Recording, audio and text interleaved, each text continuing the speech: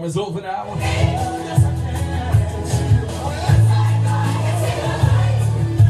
Yeah, I want to say God bless evening, reaching out to each and every one of you, wherever you are out there in Radio Land. Welcome to Vibes Up Radio on the Monday evening. Yes, it's talk time with Sharmin.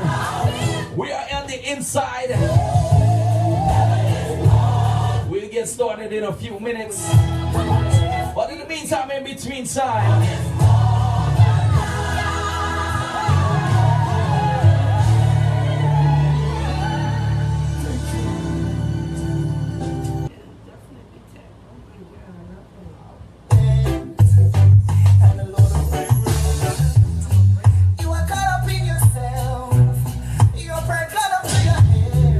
in the mix.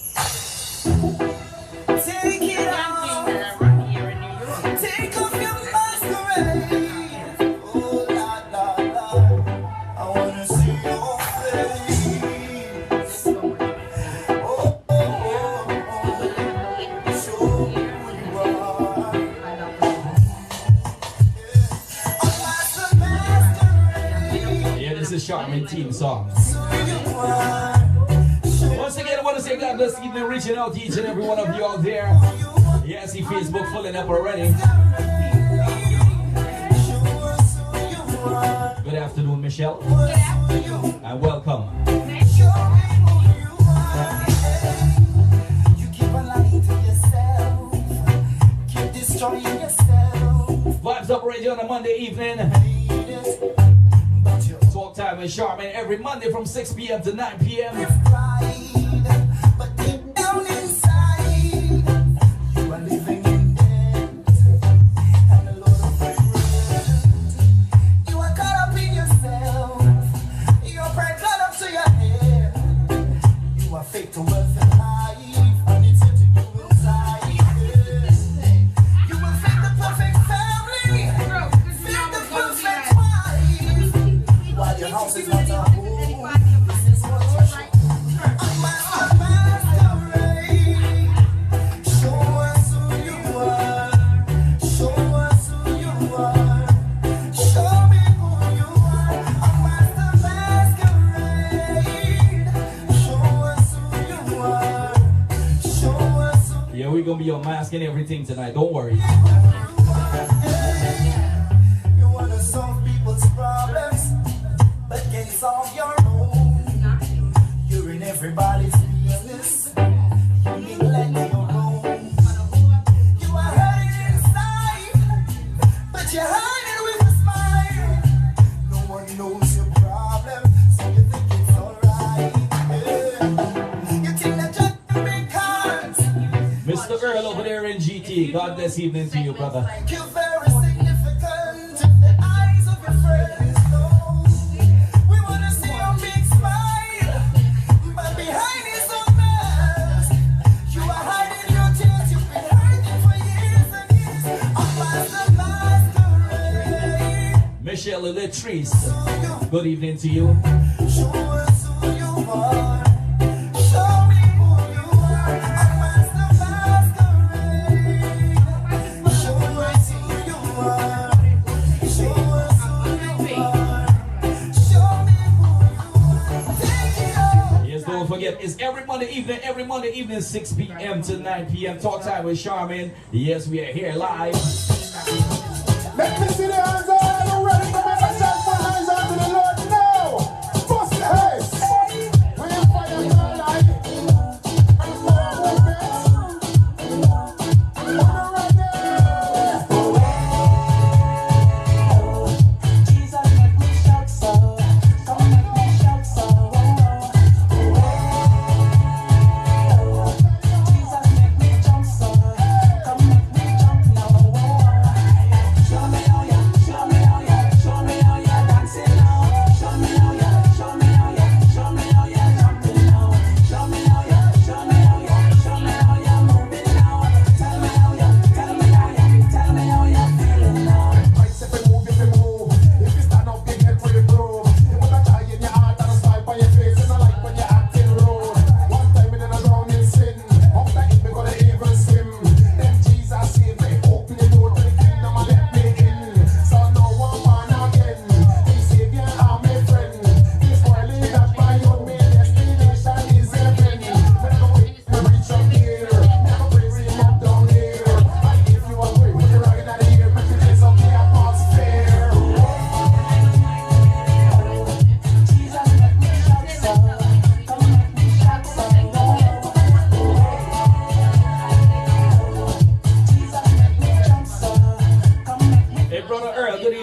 sir. Remember, you say you're calling in early tonight, right?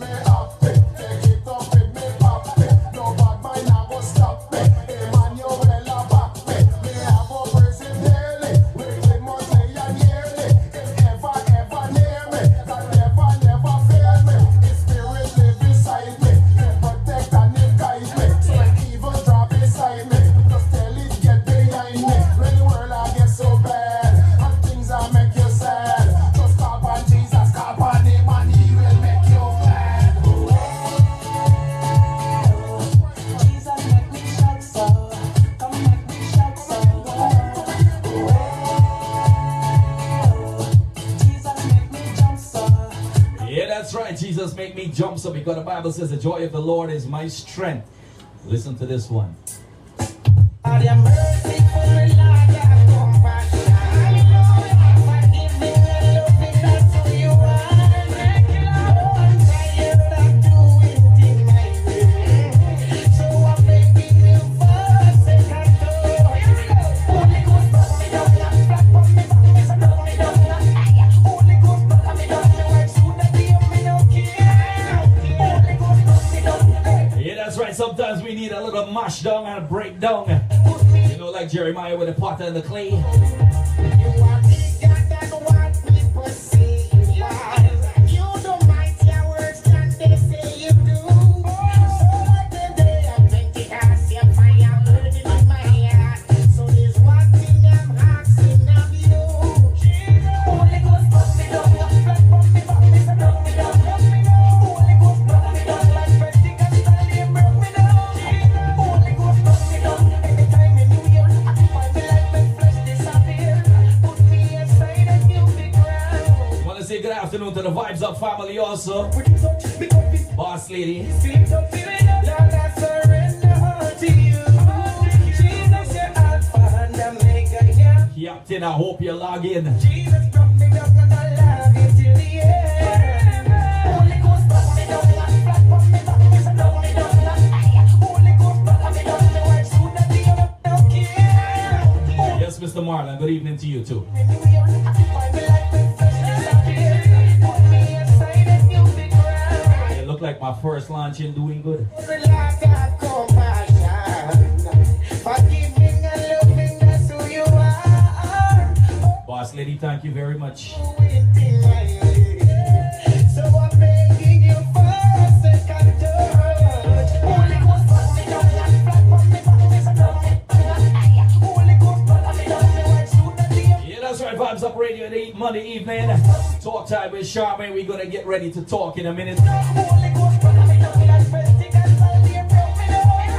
Holy Ghost, blow me down, like flat from me, back me, so blow me down. Holy Ghost, blow me down, the words through the day of me no care. Holy Ghost, blow me down, every time you leave here, occupy me like me, get me back here. Put me aside and you be crowned. In the mix.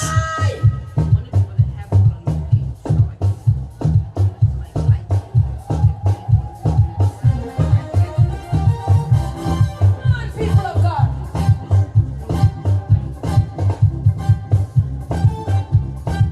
Here we go. Hear my cry, oh, attend unto my prayer. From the end of the earth, that I cry unto. Yes, Michelle, get with the bombs. Get with the bombs. When my heart is overwhelmed, lead me to the rock that is higher than I. That is higher than I. For thou hast been a shelter for me. In the meantime, in between time, get the phone number down. It's 718-342-0510. From enemy. 718-342-0510. Lead me to the rock that is higher than I. That is higher than I. For thou hast been a shelter. For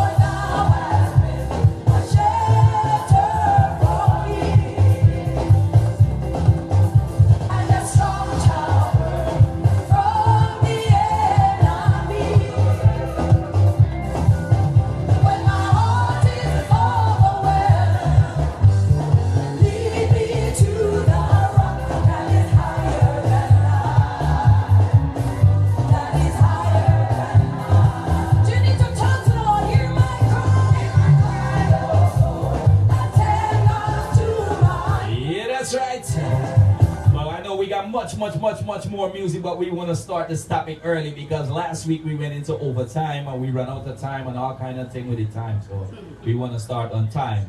Good evening, Miss Sharmin. Good evening, Pastor Peter, and how are you? I am blessed, highly favored and flavored. So how was your week? I should say I had a blessed week. Can't Yes. complain. I'm Glad still to here. hear. Praise the Lord. Yes. And today we got also have Michelle in the studio. Yes, it's such a pleasure to be here. It's an honor, in fact, not just a pleasure. It's We- an honor to be here. Thank We you are for having me. so happy to have you after hearing everything you had to say last week. Absolutely. You know?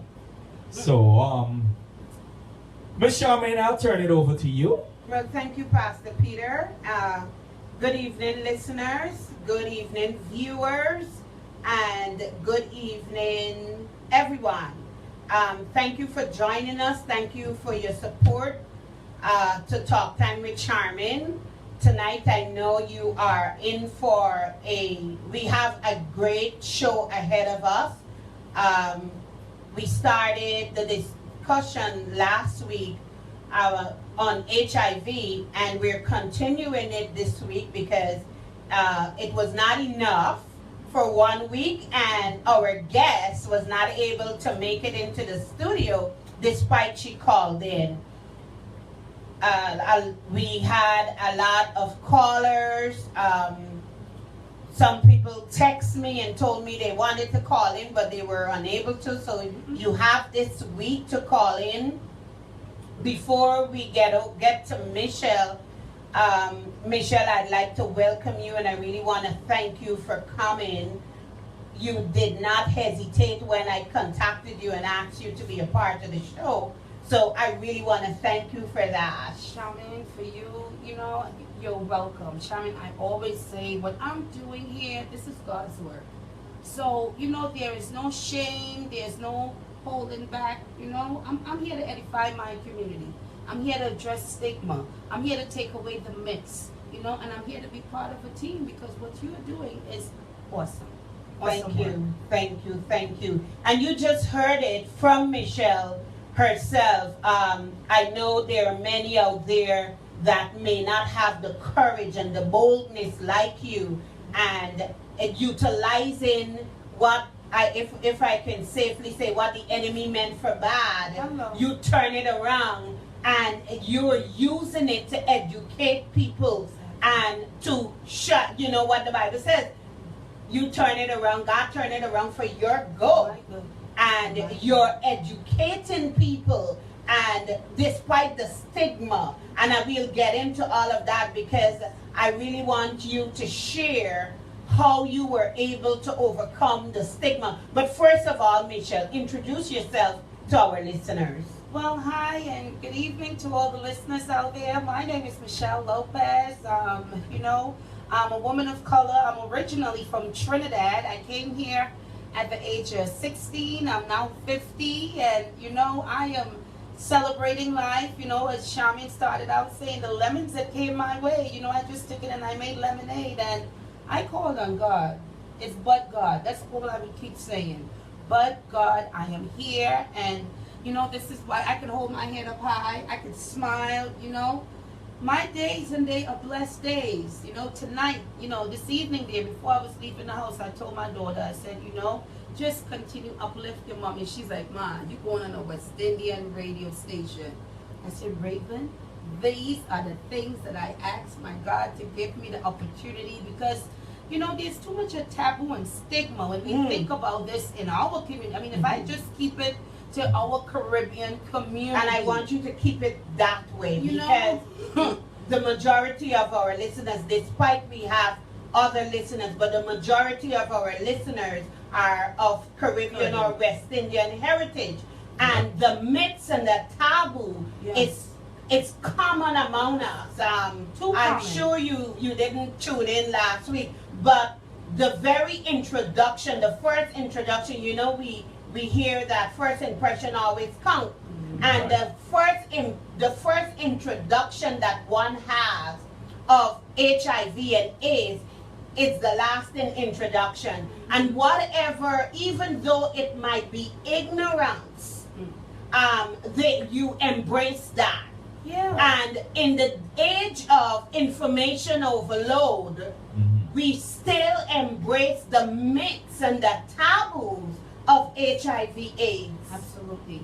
Absolutely. You know, I hear you, Sharmin, and you know, one of the things I take pride and joy in is being able to educate people. I want people to ask questions, you know, because You heard her, you know, you for heard me, that.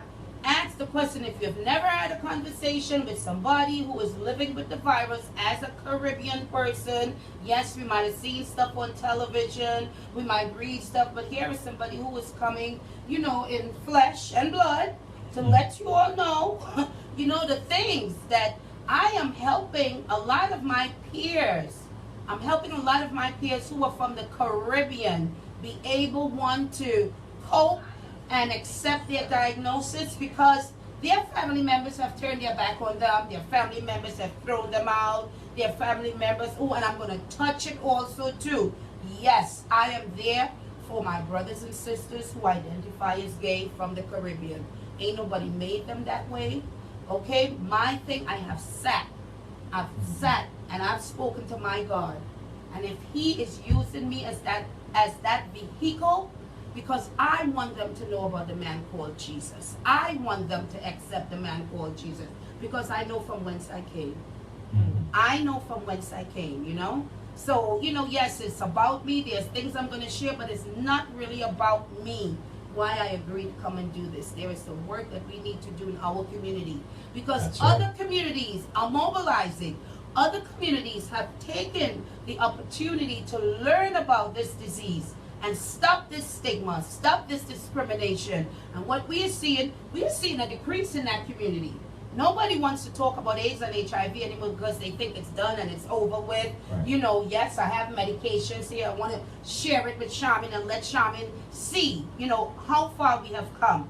You know, I remember taking 18 pills, you know, at one time per day. Today Wow. I take one pill to treat my diagnosis, you know, and HIV does not define me.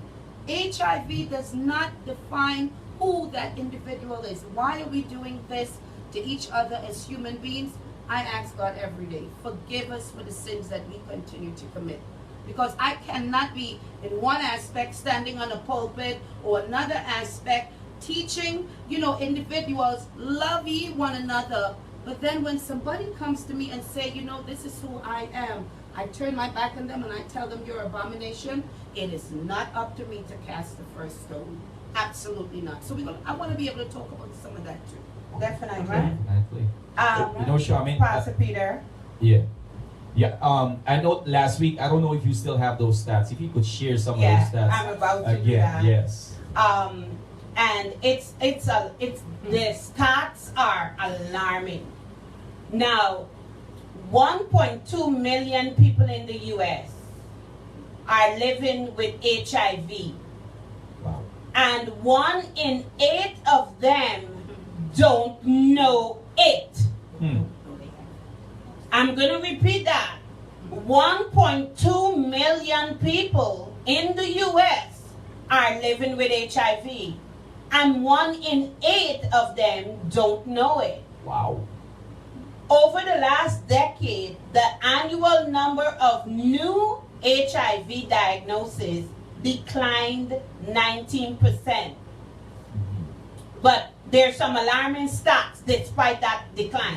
Right. Right? There has been a decline, but there are some alarming stats about, and I want parents, if you have kids between 13 and 24, could you bring them to the radio or to the Facebook to hear this? I'm going to save that until I can average that you brought your kids to hear this. So I'll continue with the other stats. Gay and bisexual men, particularly young African American gay and bisexual men, are most affected. Wow. In 2014, An estimated 44,073 people were diagnosed with HIV infection in the United States. Wow. The number of new HIV diagnoses fell 19%, as I said earlier. Let me go here. Now, in 2013, 3,800 adults and adolescents were diagnosed in New York City. Thank you. And New York City ranked 4th. I want you to hear this. 4th among the 50 states within the number of HIV diagnoses in 2013. Wow. So they just missed the bronze medal. Yes. Yes. Can you imagine just New York ranked 4th in the United States? And that's 2013. And that's 2013. If we call Department of Health right now, and we get the most updated stats in reference to here in New York, again, because I always say charity begins at home and ends abroad. So we here in New York, and this is what concerns me. This is what concerns me, because people are still pointing the finger and saying, no, this can't happen to me. But I gotta be honest, when they do get that diagnosis, I have doctors calling me from different boroughs, because I have this person who newly got diagnosed, Michelle, and they really cannot deal with this diagnosis. Can you come talk to them? You know, and I'm there. Yes, I'm there. I'm going to talk to them, you know, but what I'm hearing from them, this was not supposed to happen to me. Let me hear why. Michelle, I don't do drugs. Michelle, I've never shot up any needles. Michelle, it's just my husband. Or, you know, I've been married to this lady, you know, for, 14, 15 years. Right? So because you don't fit, because we have this category of telling people who is at risk and who's at risk. Ladies and gentlemen, boys and girls, I'm going to say this. If you are someone that's engaging in unprotected sex, and there's different definition of sex, you are putting yourself at risk. You're Because susceptible. you cannot. Yes. You cannot look at someone today and know if they are diagnosed HIV positive or not. 1998, right? We are saying HIV. In 1998, I was told by my doctor, because my T cells dropped, right, to 86, and I came down with toxoplasmosis, which is an infection of the brain that people can get when they have an AIDS diagnosis. So here is this girl, and I'm saying it. I'm a voluptuous looking woman. I have nice skin. I have beautiful teeth. You know, even though, yes, it's the wig I'm wearing, I don't have a problem saying it. I got a full head of hair up under here, okay? I had an AIDS diagnosis, right? Once you have an AIDS diagnosis, you always do. Today, I can say, I have a CD4 right now, okay, that is 1,027. My viral load is undetectable, less than 20, right? That's the measurement of how much virus. If people read the daily news, you could see we had our deputy health commissioner talking about people who are undetectable now with HIV. The data is showing where we are not transmitting the virus. So when some individuals get this education and they get this information, they are making decisions in their life. And you know what? I gotta say, us human beings, we gotta start being accountable to decisions that we make. There are states, we have 35 states right now, that if you are diagnosed HIV positive and you have any form of sex with another person, even if you disclose to them, you can be sent to jail.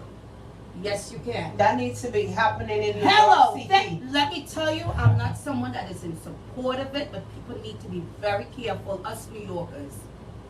Be very careful, because it can easily happen. We know what's coming down the pipe come November, right? And again, if we are not careful, there are prosecutors in New York who right now is taking cases. if somebody knows of somebody's status and they had, you know, the sexual interaction with them and they found out through another source, somebody can walk in a precinct and then a prosecutor will take your case. Yes, they can. Wow. All right, so we have a lot of education and information we need to be given to our communities. So all the listeners out there, you know, we are here and we are talking about HIV, living with HIV and the stigma and everything that comes with it. It's Talk Time with Sharmin every Monday from 6 p.m. to 9 p.m. All right, and Sharmin just read out some stats there for I'm you. not done because I just want you to know, despite I read the stats, Right. this is not a gay, bisexual disease. Disease, no. This is a human disease. So it does not matter, it don't matter about your sexual orientation. Right. I read somewhere about women. Mm-hmm. So I want to skip that. Heterosexuals who are diagnosed, the diagnosis among women declined 40%. And among African American women, diagnosis declined 42%. Among heterosexuals, diagnosis declined 35%. And among people who inject drugs, diagnosis declined 63%. Did you see what's going on? Do you see what's going on? The drug users are getting educated, right? They had the highest decline in their community. Why us heterosexual people still have such a significant number? That's a good question. Yeah. African Americans and the Caribbean Americans are included in that number Because we're black. continue to experience the greatest burden of HIV compared to other races and ethnicities. African Americans represented about 12% of the US population. But listen to this. But accounted for an estimated 44% of HIV diagnoses. Wow. I know, we just had Pastor saying, wow, Pastor, this is why we need to stay prayed up. I'm telling you, because you know, last week I don't know if you were listening to hear, you know, I share my experience concerning that, you know, and that's why I asked you the question too concerning the carrier thing, because I didn't know anything about that, you know. So I mean, I was well educated. See, I came back with my pen and my notepad because I need to take notes. Well, you know, by now I'm sure your kids are close to the television, to the Radio, to the iPad, or your phone. About 1 in 4 new HIV infections is among youth ages 13 to 24 babies.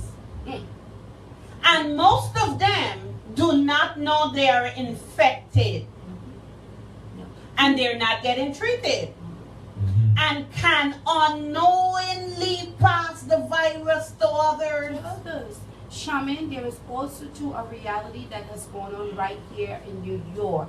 We have children, like my daughter, who was born hereditary infected. And these are the babies that came, these are our 90s babies, the early 90s, the late 80s, right? My daughter was born in 1990.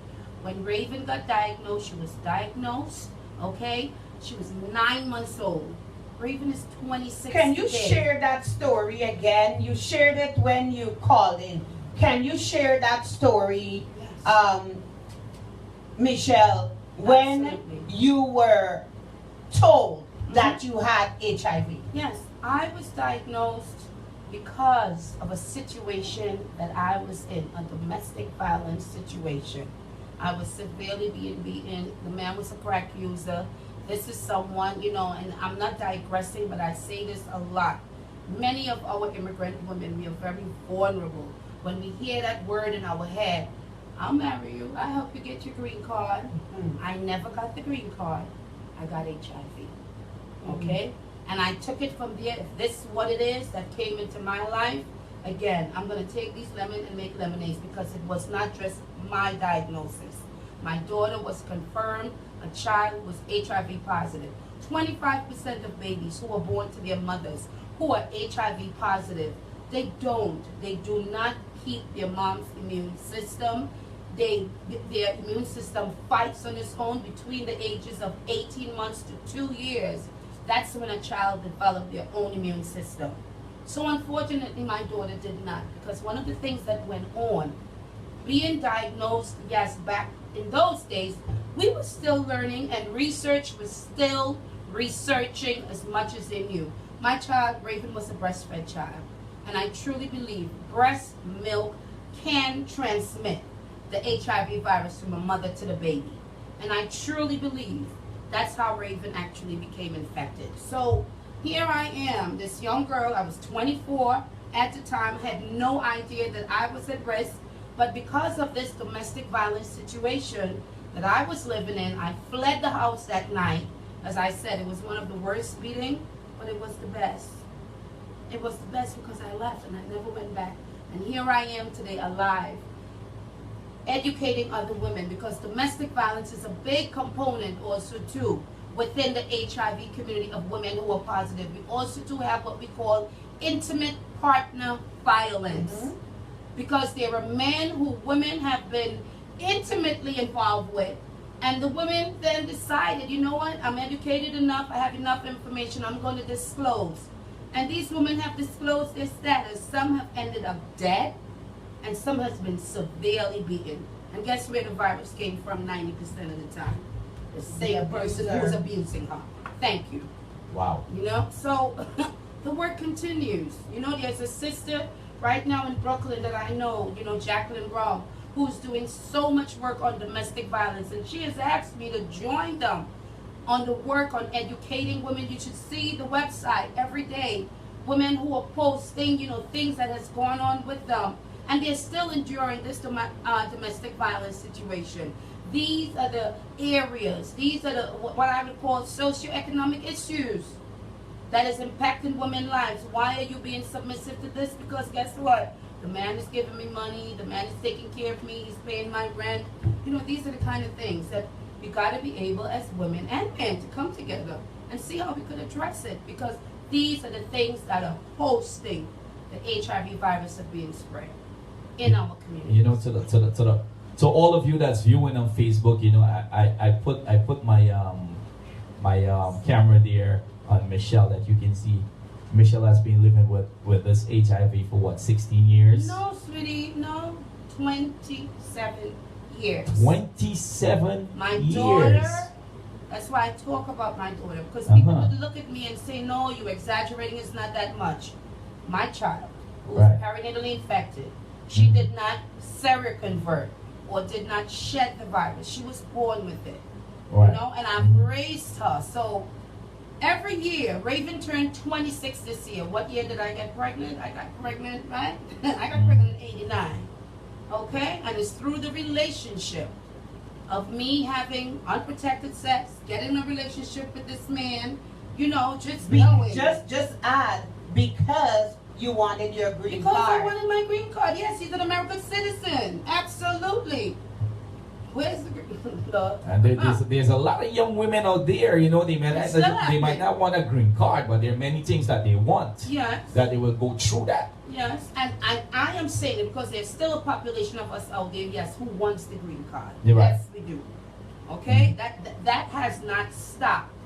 You know, so True. we have to be careful. We really have to be careful as immigrant women, you know, because we know there are different ways and methods that we try to establish a green card. And let me tell you something, absolutely, sex is going to be part of that intimacy or that involvement with that man. You better know his status and yours. You guys, I hope you see him, how good Michelle look. Yes.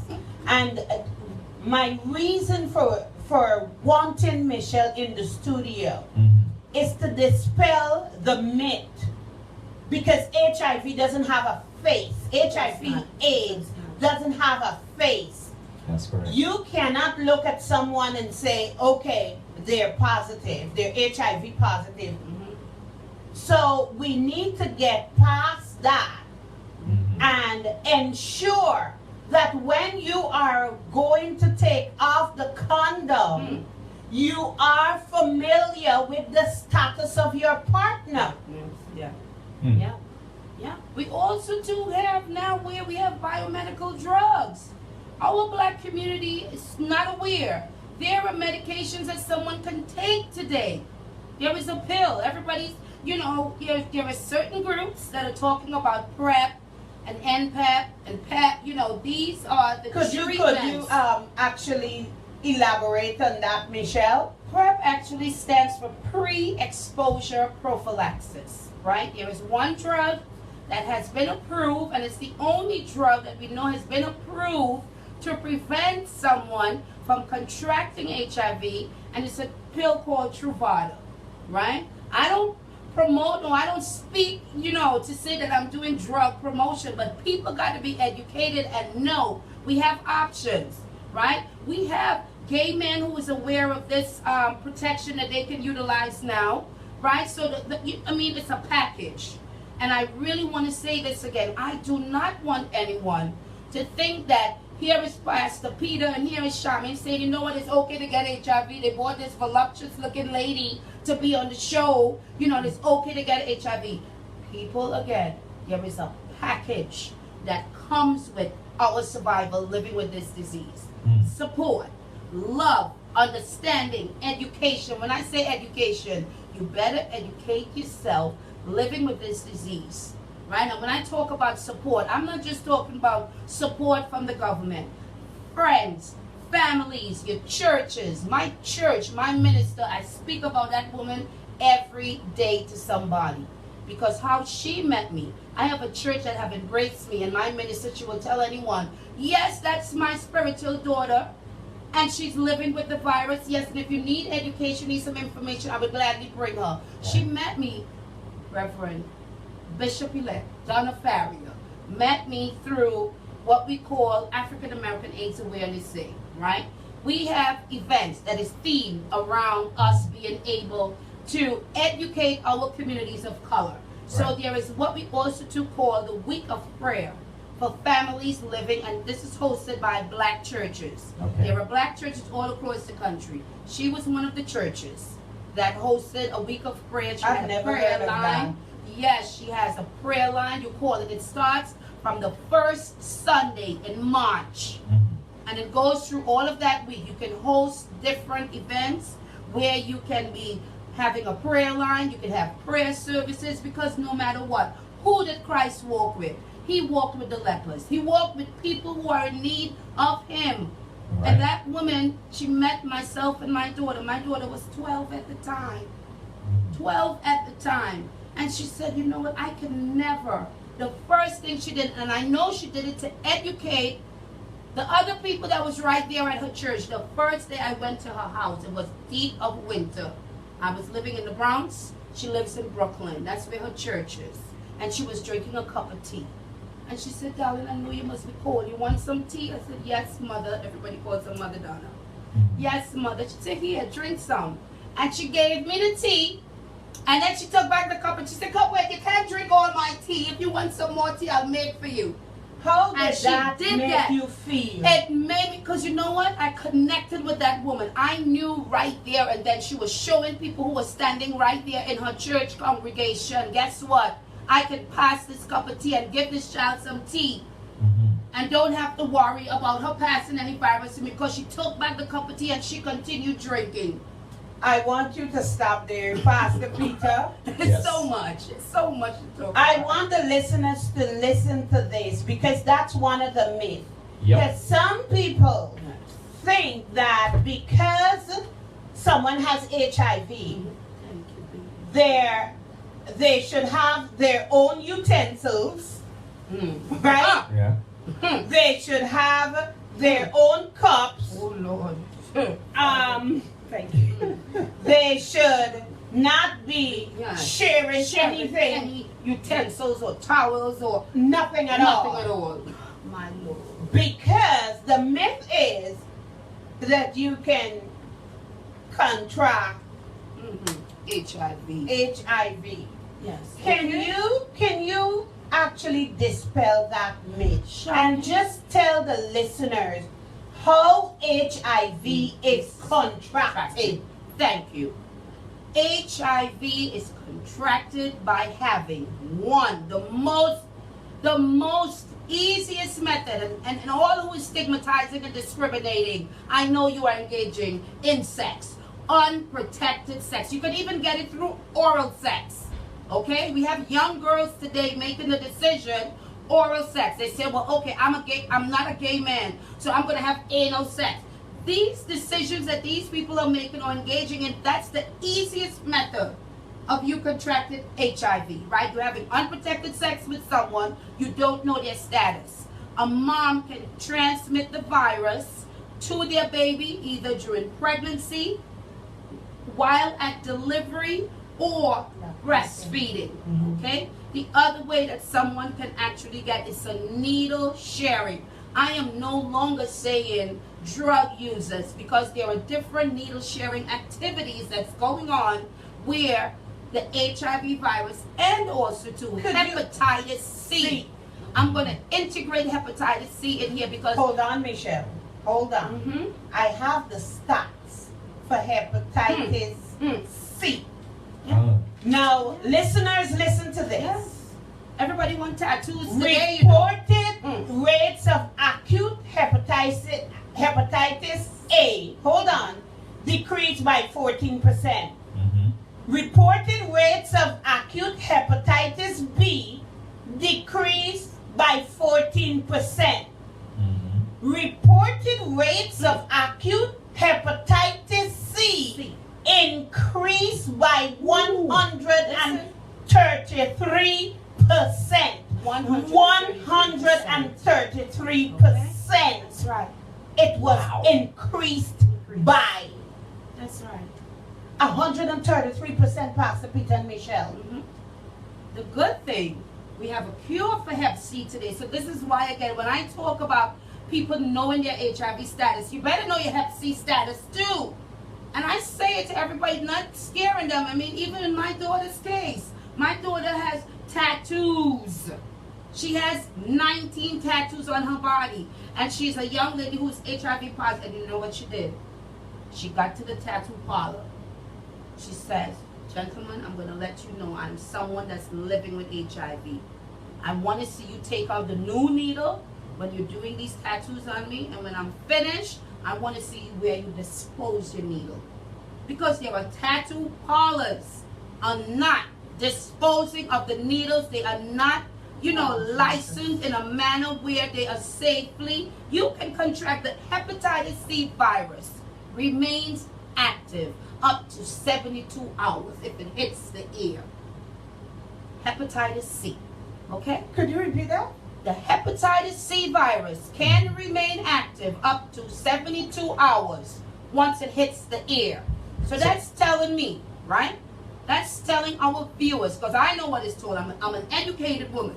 I went to school, I got trained on these things, right? You can go into a tattoo parlor and someone who was HIV positive just left, and sure enough, the tattoo guy, he just put the needle back and you comes. That Hep C virus, I will say, the HIV virus, once it hits the ear, it dies. But that Hep C virus, why do you think we are seeing 130% increase? 133% increase. The things that people are doing, if they're not educated on what the methods are for transformation, that's how you're putting yourself at risk. So the Hep C is it's airborne Yes, yes indeed. as well as a bloodborne. As a bloodborne, absolutely. Yes, yes you can. You can contract hepatitis C that way. So, when people are there discriminating, this HIV, darling, there are two viruses. The fortunate thing is that, yes, they have now discovered a cure for Hep C. But we also do have another issue that's going on, right? We talked about the baby boomers. who have been exposed, who's been walking around. We have people who have died of liver diseases, right? And you know, their family members, you know, they had liver cancer. This cirrhosis of the liver, where did it come from? It came from Hep C. yeah. They never shot up any needles because guess what? Hep C is sexually transmitted also. Are we aware of this? Hep C is sexually transmitted. You know, I Michelle, not to cut you, but I feel that there's a lot of people in our community that doesn't even have a clue what No. Hep C is. No, They probably never even heard of it. probably happened, but I saw them Are be you walking serious? around with it. Yeah. Uh, Mm-hmm. Pastor Peter, I mean, callers, listeners, viewers, the number here is 718-342-0510. You ready for us to start taking some calls, and then we'll go in between with the rest of the conversation? And Sure, Pastor Peter, because I am going to read what hepatitis C is. go ahead. And as Michelle says, I mean, because of my job, I learned about it, and I understood that it causes cirrhosis of the liver. Mm-hmm. See now. And in the past, let me see if you're saying, you're about to say what I knew. In Okay. Guyana, you say it's because he's an alcoholic, or when you're drinking, you're going to get cirrhosis of the Which liver. could happen. Exactly. Which could happen. But these things comes about because, again, there's a virus that is brewing in your body, doing damage, and you have no idea. Some of us, people of color, we are still engaged in what I call sick care. Sick care is you feel sick, you're throwing up, you have a fever, you run to the doctor, Mhm. you get a shot, you get a pill, and after 2-3 days, you know, it clear up, right? Mhm. With HIV and with Hep C and these things, it's a continuum. You pay attention. You're going to the doctor. Why you keep going to the doctor for these illnesses that somehow you can't knock it down? Some doctors, again, because you don't fit this profile, they would not run these tests. The screen to see. You have to request it. You have to request it. Yeah. And I always say to individuals, knowing is better than not knowing. It's because I knew. It's because I knew of my diagnosis and this baby's diagnosis. I truly believe I'm here today where I can educate, where I can inform, I can demystify these things that's going on because I survived. But my survival didn't just happen. It has not always been a bed of roses. No, there's trials and tribulation that comes with a diagnosis of HIV. If you don't have, again, there's a package. What is this package? The package of survivor. I have access to insurance, right? My medication, I gotta say, doesn't cost me a penny out of my pocket, right? My medications is paid for. I'm not an American citizen, right? My first line of insurance. We have an insurance here in the state of New York. It's an insurance formulary called ADAP, and it helps individuals who cannot pay or who is not eligible for Medicaid. It covers their medication. You know, I'm not going to go too much of it in there to spell it out. Another but time, because I want people- you to invite you so that our listeners who might be undocumented Yes. and might need health care. Healthcare. Don't let anybody get ADAP sick. is available. Yes. But I want to read the definition for hepatitis C, Go Pastor ahead. Peter and Michelle. Hepatitis C is a contagious liver disease that ranges in severity from a mild illness lasting a few weeks to a serious, lifelong illness that attacks the liver. It results from infection with the hepatitis C virus, HCV, which is spread through contact with the blood of an infected person. Most people who become infected with Hep C virus go on to develop chronic or long-lasting Hep C. Chronic Hep C progresses slowly and over time can cause liver damage or liver failure.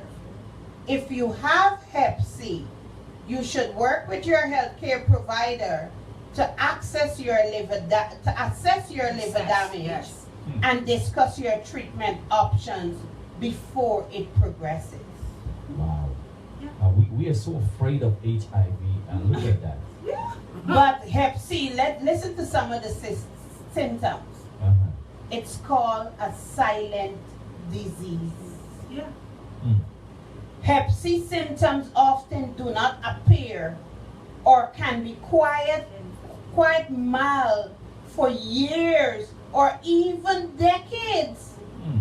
Even while liver damage is taking place, Yes. most people with Hep C virus go on to develop chronic Hep C and still have no symptoms or signs. Wow. Common symptoms of Hep C can include fever, tiredness, loss of appetite, nausea, vomiting, dark urine, Yep. abdominal pains, joint pain, gray-colored stools, and joint jaundice, Yellowing of the eye. the yellowing of the skin or eyes. Wow. And for that now, back home, we want to say, go drink some bitters. Or some pear leaf and zebra. Yeah. Right? It's true. Real country thing. Yeah. The Wow. number here is 718-342-0510. Again, 718-342-0510. Okay, callers, we want to hear from you. We want to hear from you. Call us. Let us hear the topics that we've been discussing from last week and what you've heard so far. We have Michelle in the studio this week, so she's here to answer your question directly. All the questions that you had, she is here today to answer those questions. We want to hear from you, what you think so far. Have you been educated so far? Is there anything that you had doubts in your mind about that we cleared up for you already? Is there anything else that you would like to know? It's a platform for education. And there's so much of us in our community. I wish you had a stat for that, Sharmin. I tried, but I'm gonna get it. And even if I have to share it, the Caribbean, the reason is because we're added into the African American statistics. Yes. All right. Yes. So, but I saw an article, it's just an article, but it did not have any data. Right. But I'm sure one of the things the article said that it's high in our community because we don't access health care. Mhm. And as Michelle, just what Michelle called it, the sick care. Sick care. We get We sick. only seek medical health care whenever we're sick. I'm pretty sure a lot of people don't know about that insurance, what it's called, ADAP. Data. Yeah. ADAP. So if you're undocumented, And you test positive. And there's some wicked people right now who knows and they're charging their own West Indian brothers and sisters and they're telling them there's an insurance, it's like 2,000, but I'm gonna just charge you 1,000 to do it and all this stuff. No, Wow. it is free. It is free. It is free in the state of New York. So I just let me reiterate that, Michelle. mhm, If you're HIV positive Mhm. and you can access ADAP free. Yes. Now, if you listeners, if you have any relatives, any friends within the New York area that is HIV positive that maybe just had a diagnosis and they don't have access to health insurance, there is an insurance ADAP that they can access, receive free medication and health care. The number here is 718-342-0510. Again, 718-342-0510. We want to hear from you. Last week we had so many questions, so many comments. So you know what? We want to hear from you. We got Michelle in the studio because some of you had some interesting questions. Questions. Yes, they want to know if I'm in a relationship, right? They want to know, do I still have sex? Yes, I do. All of the above. It's just these last couple of months I took a hiatus because that's my choice. That's my choice, absolutely. So, Michelle, while the callers are contemplating what questions to ask, when you receive your diagnosis, did you project that you would have been sitting here today? Absolutely not. Absolutely not. I walked around for a good year, in fear, thinking that the government here was going to deport me and take my 2 children. I have 2 kids, a girl and a boy. The boy, they have different fathers, so the boy is negative. The girl is who actually, contracted the virus. They're American citizens. And back then, when I got diagnosed, there was a law that was written into Congress by a congressman by the name of Mr. Jesse Helms. He's no longer here on the earth with us. He's gone. He's passed on. But some work, an organization that I was actually the chair of the board of directors for a period of time, called the National Association of People with AIDS, we worked with the Office of AIDS Policy. And I actually identified and showed them the different clauses that was written in there, which was really against even a constitutional right. Okay? American citizens back then, you're diagnosed with HIV, you can travel and go anywhere. Those of us, because I contracted HIV here, I was denied a green card. For many years, I was denied a green card because I tested positive. And one of the things I remember saying to my lawyer, I said, well, it's an American citizen that infected me. I contracted it here, so why am I being penalized? Because if I was to leave this country and go to Trinidad, I would not have been able to re-enter. It would have been under the discretion, if that immigration officer choose to let me back in. Wow. But where God is concerned, there was a point in time that I did went down to Trinidad without my green card and got my son and came back to America. But God, because I needed to get my son, the situation, his living situation that they, that he was in down there, in Trinidad. No, my son needed to be here with his mom. So the clause Yeah. said that if you're an immigrant, that's before Right. it changed. That's before it changed. Mhm. If you're an immigrant and you contracted HIV, you're going to be deported back to your country. Yeah, I would have been deported if I did not have legal representation. Gay Men's Health Crisis, an organization called GMHC, established a legal status because of my diagnosis of the toxoplasmosis. I also had PCP pneumonia at one period of time. Could you explain that? PCP pneumonia is an opportunistic infection.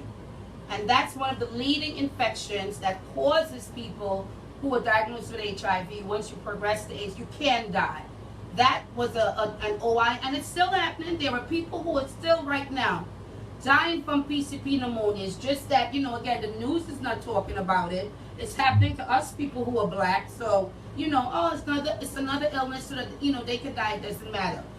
But these are the opportunistic infections that is out there, and I was diagnosed with that. So because of that, there was a status, that the legal team got for me. The first status was called a Bruco status, and that allowed me where I lived here, and my medical care then, that's how I then got actually approved, for another stable method of insurance that covers my care and my medical. It came also to where there was a package at one point in time. Yes, we were getting food stamps, support to help me.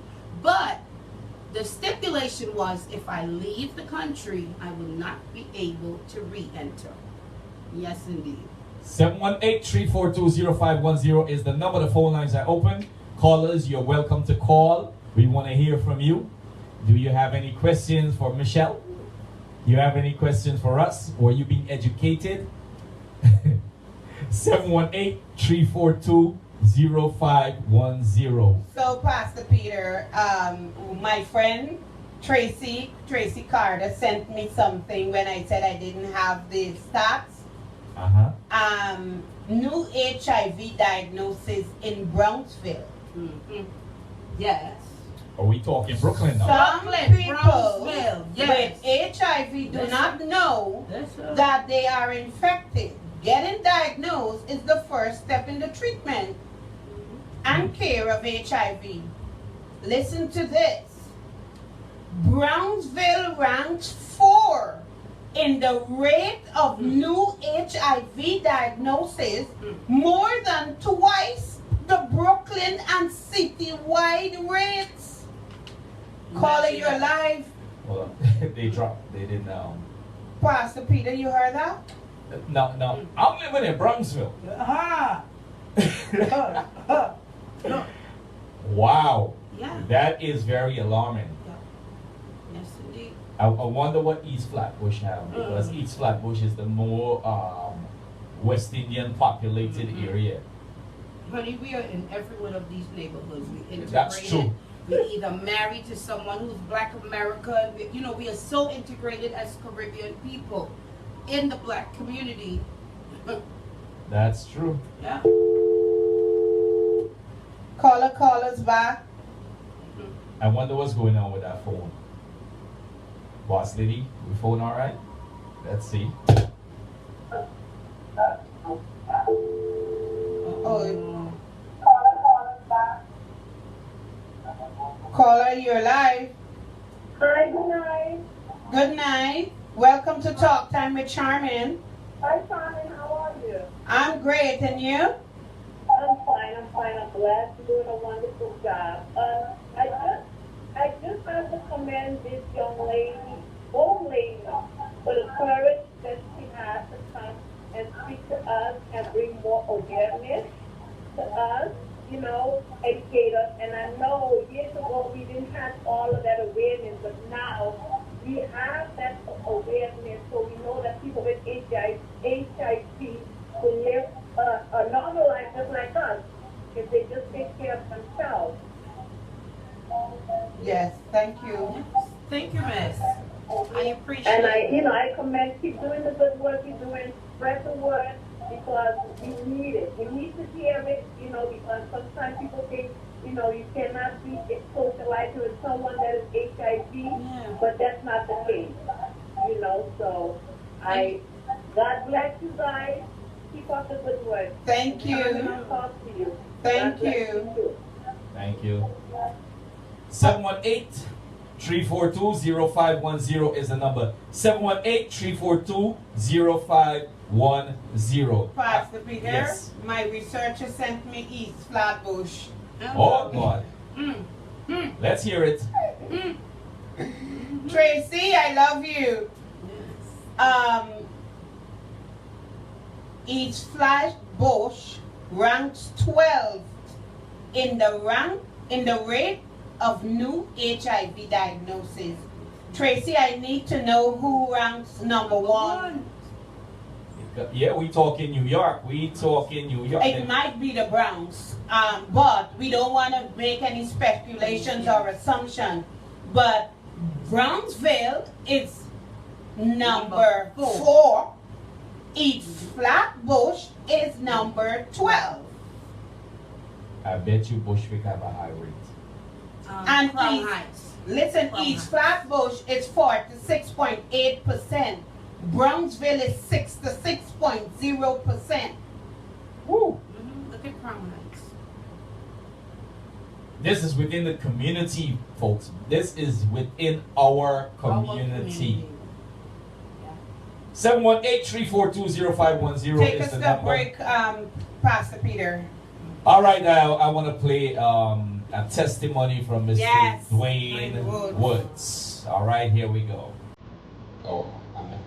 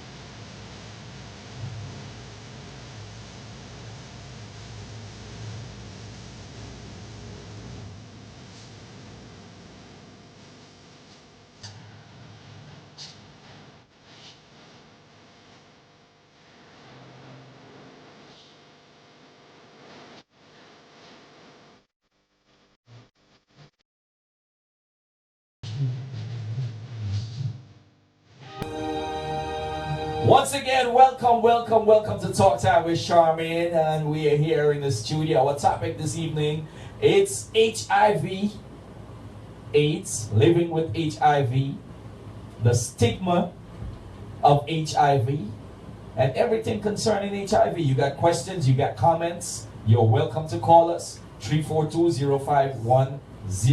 718. That's 718-342-0510. Michelle, I got a question. Sure. I know Sharmin asked you that question twice, but she did not get to the point that I wanted to know. When you were first diagnosed with this disease, how did you felt in terms of, did you feel like your life is over, you're ready to give up, or you just knew that something can happen and you're gonna fight? I have to admit, fear was the first bit of emotion that I really walked around with fear. Fear because I knew of my immigrant status. You know, I just knew, you know, these two children that I have, one knowing that she tested positive, I thought I was going to be blamed, you know, for me, you know, transmitting the virus to my daughter. It was just, you know, a whole amount of fear. My fear turned into anger, because when I realized that I was a victim, I said I no longer want to be a victim. A victim is a person where a situation or a circumstance happens to you and you cannot do anything about it. Right. I learned there was something I could do about my diagnosis. But how long did it take you to get out of your victim status? I have to admit, let's say a good 5-6 years. A good 5-6 years, because I am a person. I'm a people person. I've always been, from a child growing up. You know, I can become very defiant. Don't ever tell Michelle no. No, you can't. Because I really believe that's just a placeholder of a word. When you tell somebody no, you can't. We have a caller. You know, there's a reason why. Good night, caller.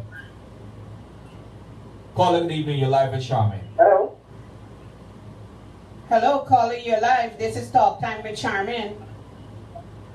Okay, this is Andrew. Hi, Andrew. Listen to your phone. Listen to the phone. Don't listen to the recording. Welcome, Andrew. Yes. So Andrew, have a question? Well, I listen to your program and I really like what you're doing, and I really appreciate your program. And Turn off the recording. Andrew, turn off the Facebook Live. It's confusing you. Andrew, yes, I'm here. turn off the Facebook Live Yes. and just talk to us. Okay. Yes, I was saying that I enjoy listening to your program. Thank you. Yes. And I want to say this is a good work that you do, because a lot of people are diagnosed like myself, and I right now I don't fear anything, because right now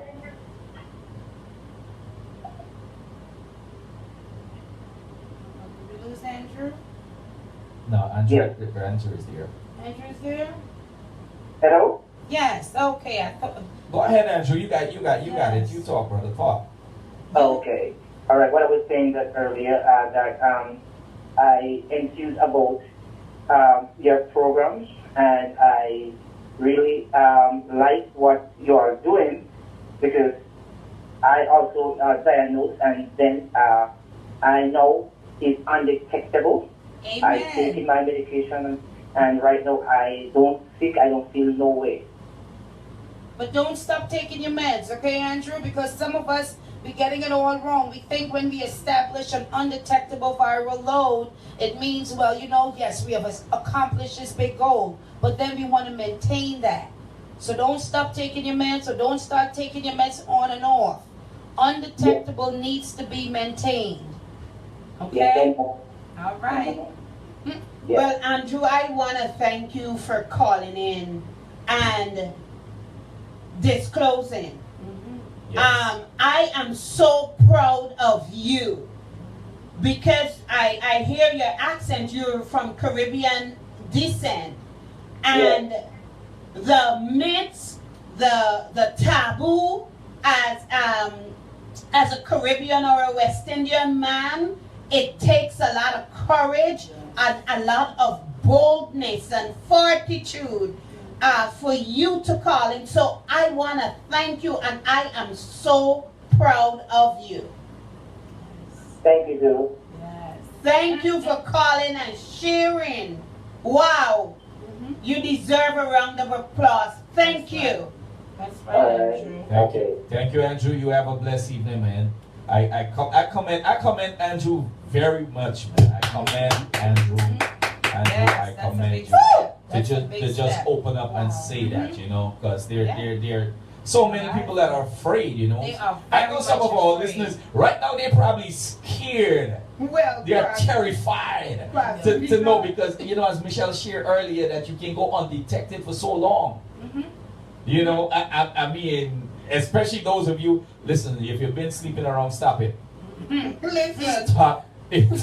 in our Soul to Soul family chat room, Sha said, Sha is in Florida, she said, wow, this is some scary stuff. I'm thinking about getting me a chastity belt. Seriously. Darling, do whatever it takes to save your life.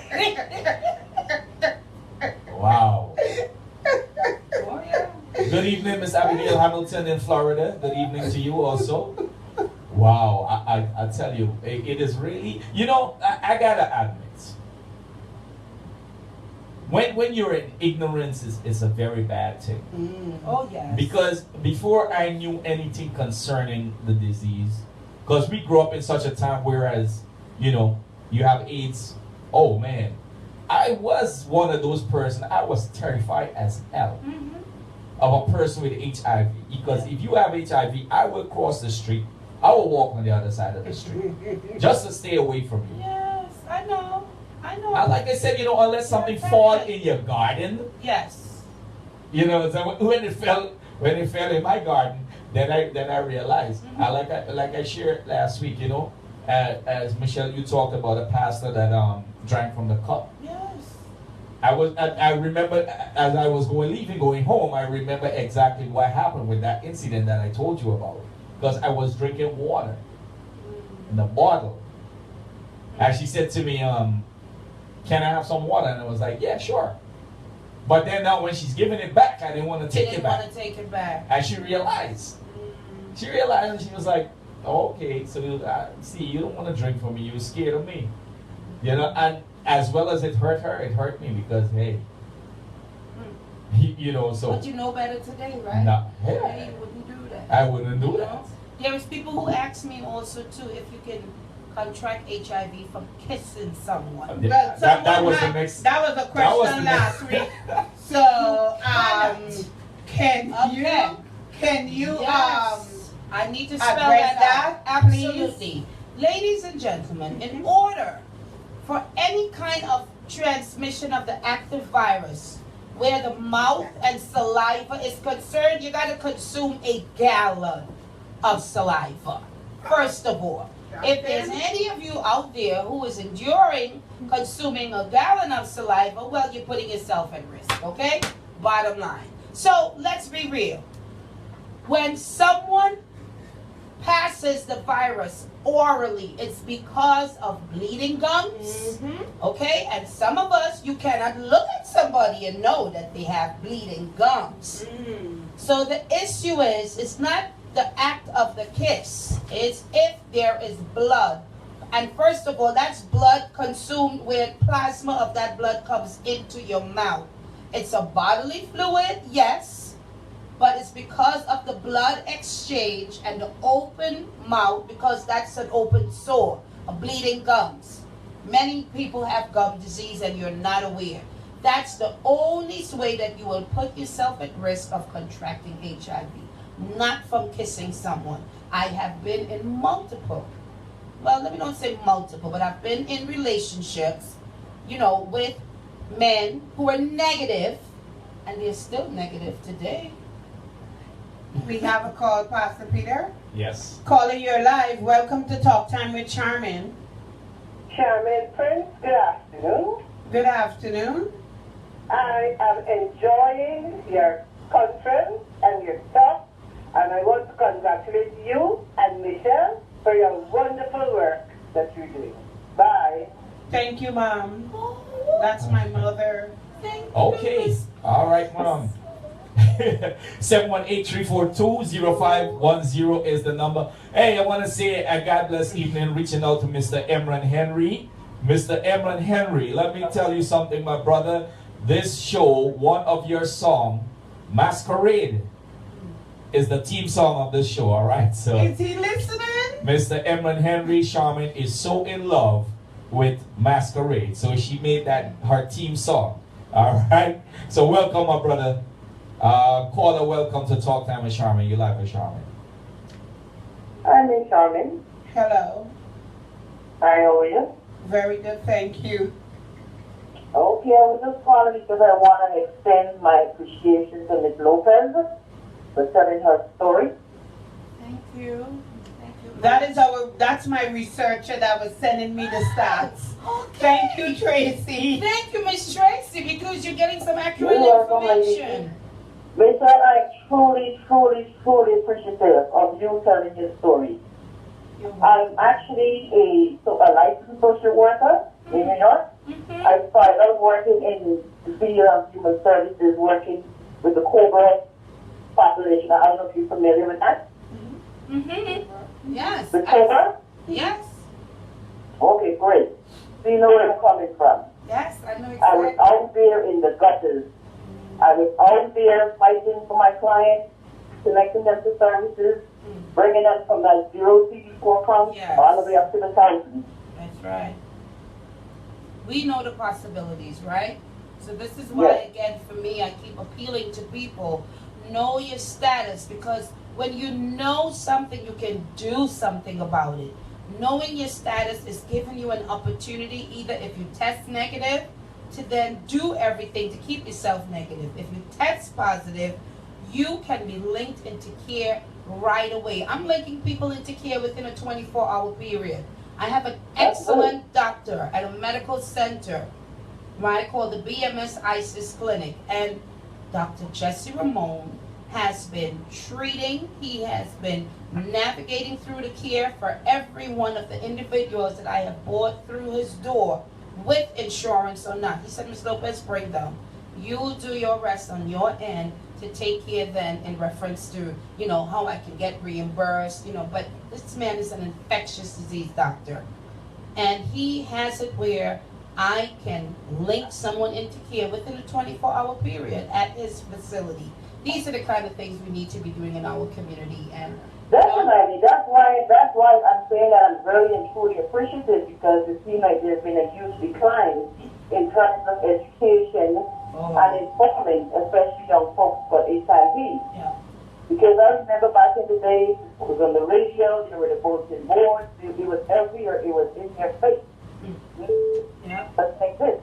Yeah. And it's very, very, very, very scary, especially when it comes to young African American boys and girls. So I'm very happy to see that you are on a national forum telling your story. But these stories need to be told. Thank That's you, right. thank you, thank you, Tracy. Thank you, Tracy. You have a blessed evening, and thank you for calling. I tell you, Michelle, I think I should nominate you for city council. Sharmin, Yes. because you know what? I mean, these politicians, they come around when they need your vote, Oh, yes. and they have nothing to offer. And these are things that's plaguing our community, our African American community, our Caribbean American community. Wow. And there's no one to say you need help. this is how you can get help. But look at this, in Brownsville, there's so many politicians, and Brownsville ranked fourth. Listen, who are the number one, who are tied for the number one spot in Brooklyn, in New York City, in Brooklyn, I'm sorry. Bedford Stuyvesant and Crown Heights lead the city in new HIV infections, according to the data that was released by the Health Department on Thursday, exclusively to the AM New York newspaper. Wow. Yep. Bedford Stuyvesant and Crown Heights combined. And again, our Caribbean people, we are integrated. I mean, you know what? You know why it is so scary? Because for some of us that have young children, you know, teenagers, regardless of what you say to them, because we were young, we know what we used to do. So you could say whatever you want to say to them. They're still going to be promiscuous. They're still going to want to test the waters. They're still going to do, you know, peer pressure, whatever going to take them, or you know, they just get sobbed and you know fall into this whatever, you know. They're going to do things that we try to tell them not to do. Some children are just rebellious. I think Michelle said that about herself. It not rebellious. You know what's rebellious? So we become defiant, but there's a reason. I have shared this with you all, right? There's a reason when you see a child acting out to the extent where that label comes in. You're defiant, you're rude. Why are you doing these kind of things? You know, you have everything in the house. What are you? There is a reason. Young people, our brains, based on situation that's going on with us, when we don't have that outlet or no, you're talking to someone who was sexually molested from the age of 7 until she was 11 years old. I share these things because these are the kinds of issues that comes into young people's life, and it's called trauma. And when a traumatized young child grows into a dysfunctional adult, and if you as an individual cannot, you know, see this behavior is related to some sort of a cry for help, because that's what went on with my parents. My parents just saw the misbehaving and they saw the acting out. And where did they send me to live? In the belly of the beast. Take her to New York is what they said to my aunt. If she stays here, we think she will die. She will end up dying if she stays here with this kind of behavior. Never once. Never once. This is what culture does also. Never once did my mother and my father. So when my mom and my father found out of my sexual abuse, I was already diagnosed with HIV. I was a grown woman. I had learned and understand what culture, what stigma, what all of the above does in reference to dysfunctions in someone's life. And I had to educate my family. So it stems, this HIV diagnosis, you know, many of us again, you know, we are seeing, you know, some people saying, my God, Michelle, I've never seen so much young, you know, gay boys and girls. They've always been there. We just was not paying attention to what we are seeing. And now that it's here, we got to be able to address it. As a parent, I would not throw my child out into the streets. If I see and identify this child is telling you, yes, mommy, I'm gay. Yes, daddy, I'm gay. Do you really seriously think throwing this child out is going to solve? Because I know I'm going to touch a lot of buttons saying this today. These are some of the stigma and the discrimination that people, young people who are being diagnosed with HIV is having to deal with. They have gotten this diagnosis now. Fear, you know, they don't know what to do, where to go, where to turn. They might still also be under their parents' insurance. So the parents would get that information. They go to a doctor, you know. And you're going to throw your child out of the house instead of you look. First of all, I've gone into homes and I've spoken to parents who threw their kids out because of them coming out to them and saying that they're gay. And I said, miss, I just need to ask you something. Who made this child? We got to start looking at, you know what I'm saying, the core. Right. There is some Or the things that the roots of where this person, this child, this individuals, nobody talks about, the young boys who get sexually molested, Right. who are being raped, who are being, you know yeah. what I'm saying? Nobody's talking, they're just concerned about the little girls. I remember my therapist asking me, because I got into therapy to get over some of these things that was a behavior issue, and, Right. I would turn to alcohol, you turn to drugs to pacify this hood, this pain. And I remember my therapist saying to me, Michelle, you always seem like, a person who is very vocal. How come you never told your parents? Why do you think I never told my parents? I wanted to protect my little brother because God knew it. In my head, I had it. If they couldn't get me, they were going to go after my little brother because it was the two of us with the two infants in that household. This happened while I was under the care of my godmother. Just think about a 6-year-old, a 7-year-old having to make an adult decision. Yes, okay. But that's for another. That's another topic. I want you to have that discussion. Yes, I want you to have that topic one night. I would come into, and I would bring in the statistics about, trauma and children and sexual assault, what it does. Oh my. But Michelle, how are you able to overcome the stigma? I overcome the stigma. I have to say it again. I had to get in tune with my spirituality and educate myself. Because the more I got educated, my head started being lifted up. I remember the times of me walking or, going something just with my head down. I remember the times of going into social services to get help. And as I get there, the caseworker, she has a can of Lysol. You're working with people who are diagnosed with this virus, and this can of Lysol, as you get her, she sprays it. You're there, and she sprays. And I turned to her one day and I said, Miss, what is this thing about you spraying? As I get up to leave, you ready to spray, you're spraying while I'm here. She said, well, darling, it's because of what you have. And I remember the day, to God be the glory, that I looked at her and I said, you know what? You know what I need for you to do? Spray here before I get here. I have a compromised immune system. I know what I have. I don't know what you got. I said, so sanitize here before I get here, so you'll be doing me a service then. That was empowerment for me. And I teach people that today.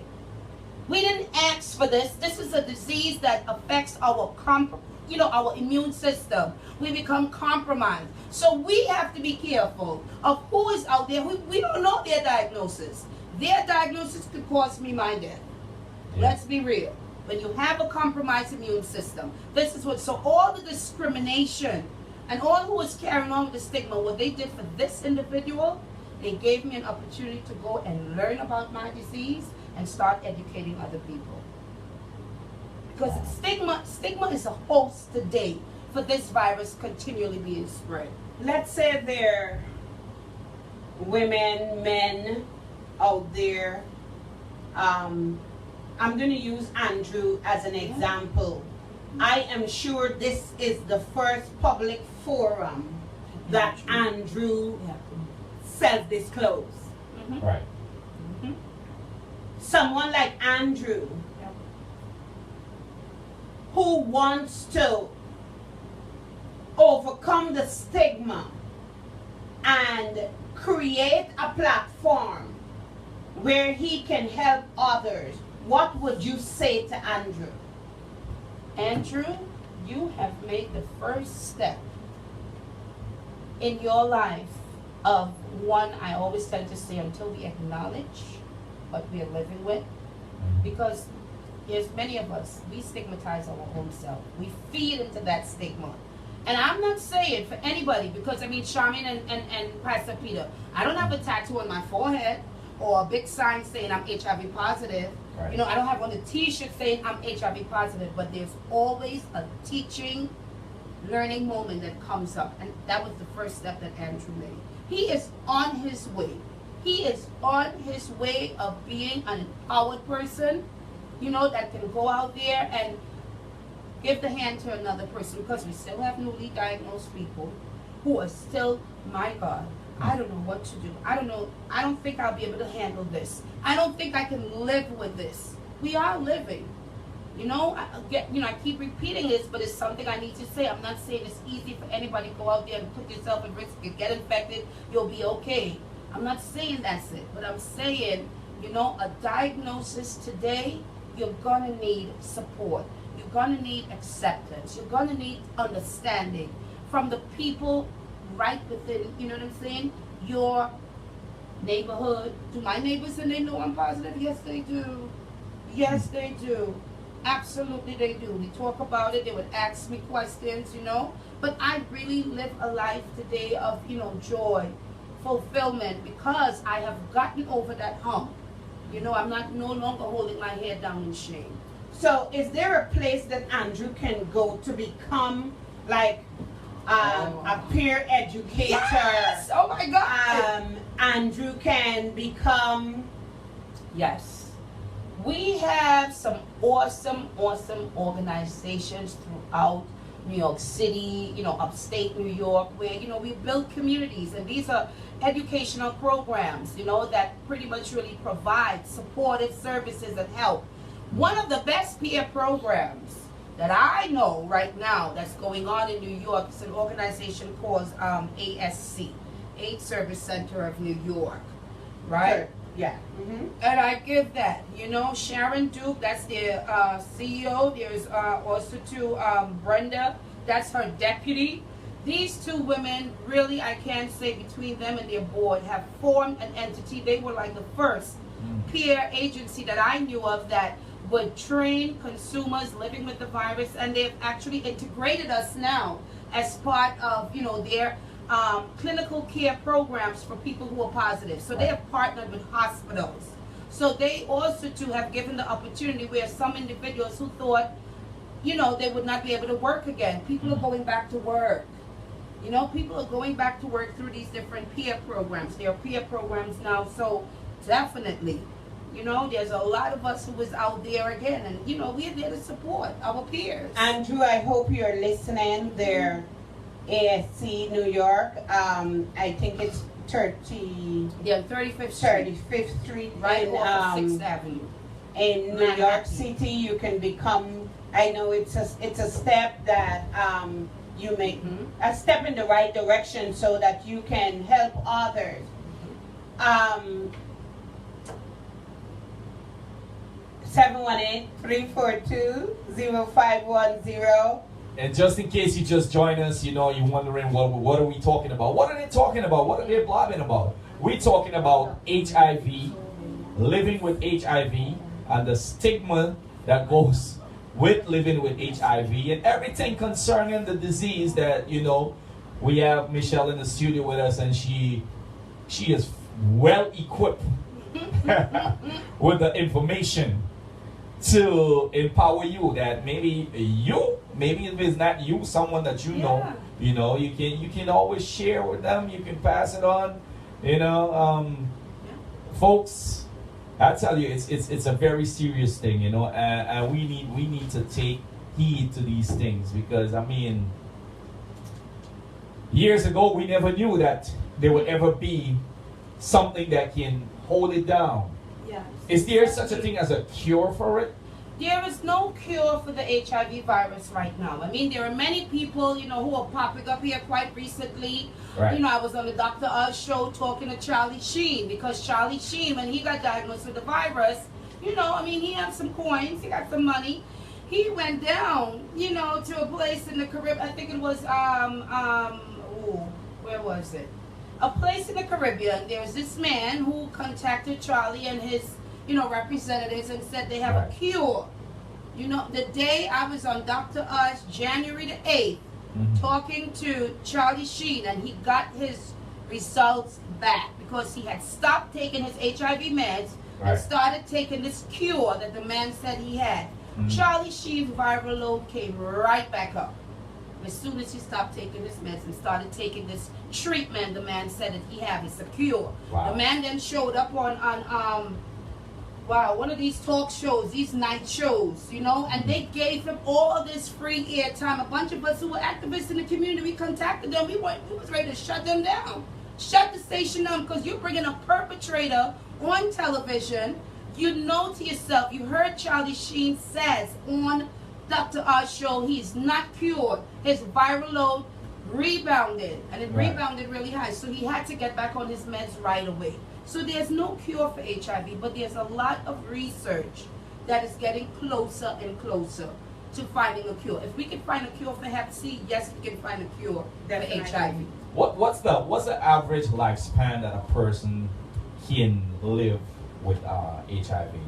Pastor Peter, I've been alive for the last 27 years. Hold on, caller. Just Hold on, hold a Andrew. minute. Hold on for a second. Okay? I've been living for the last 27 years. My daughter is 26. I have friends of mine who has been living 30 years, 31 years. It's what we do with this diagnosis when we get it. And I've been saying this publicly. If you've got HIV, I'm being honest, you're safe in the state of New York. You will get access to care, you get access to treatments, you get access to insurance, you have a support entity. Outside of New York, it's a different ball game. I can talk for what I know is going on here because I'm part of it. Right. Let's get to Andrew. Andrew, you're live. Yes, but all right. I just want to ask a question. I am here, but I am undocumented. I just want to know what are the process. Andrew, there are many programs for us undocumented immigrants. There are programs through GMHC that helps individuals who are undocumented immigrants. There are programs through... And before you continue, GMHC is Gay Men's Health Crisis. But you know what, as I say to people now, you can't worry about the acronym. Right. Because I'm not a gay man, and GMHC is what helped me got my first legal status to be here in this country. You know what I'm saying? So they've been serving women and children for years. Yeah. So don't just pay attention to the acronym, right? We also do have here in Brooklyn, New York, we do have CAMBA. CAMBA have programs for undocumented immigrants. Which one of the facilities on Well, what I always advise individuals is to call and just, you pretty much have to, what I would say, you pretty much have to disclose, because you would then be bounced to the wrong division. But some of my people, they're calling CAMBA and would not say there's someone living with HIV and they're looking for services. So then they get bounced around or they get sent to the wrong division. If I'm calling to ask for help, I'm going to ask for help. Trust me. I ain't got time for that. So AIDS Service Center also to have programs and services for undocumented immigrants. And again, it's based on what your needs are. One of the things I say to my community, when you're going to ask for help and you're going to seek help, you have to be honest. You have to be honest and outright, because no one here, this is what agencies are funded to do. If you're funded to provide a service, you go through the doors, and you and that person, yes, we are protected.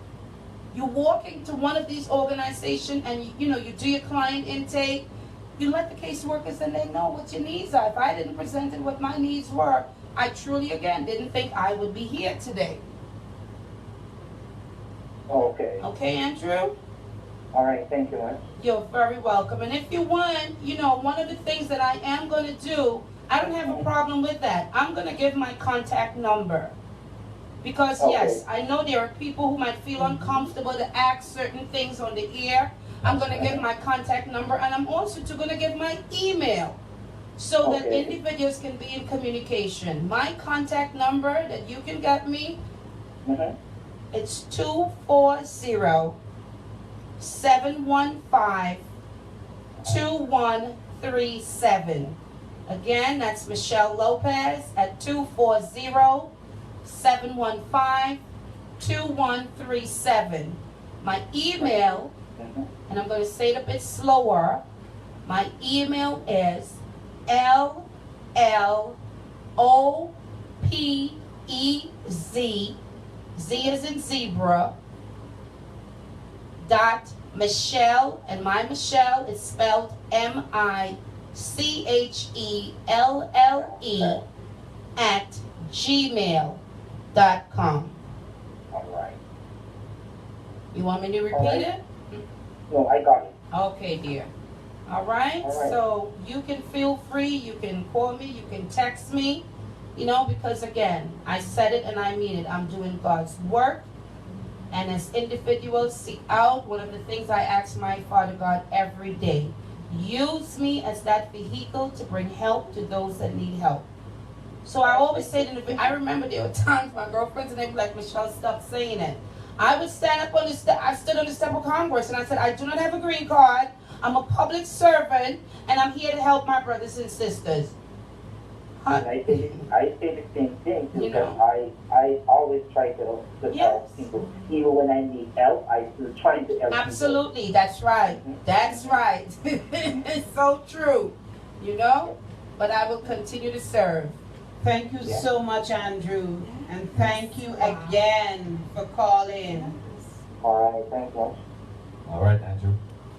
I tell you, man, again, I got to commend the brother, man, you know, because there's so many people. You know something? Because, you know, some people may just join us, you know, and they probably just get part of the conversation that's going on. You know, Michelle, there are a lot of folks out there that, especially the young folks, that would want to see, you know what? Yeah, it happened to them because they're stupid, not me. Yeah. That wouldn't happen to me. What would you say to those young people? You know, there's a lot of learning that young people have to learn today. And a lot of times they would make comments and, you know, give them a couple of years down the road, they will retract those comments that they made. Young people really do not know better some of the comments and statements that they make.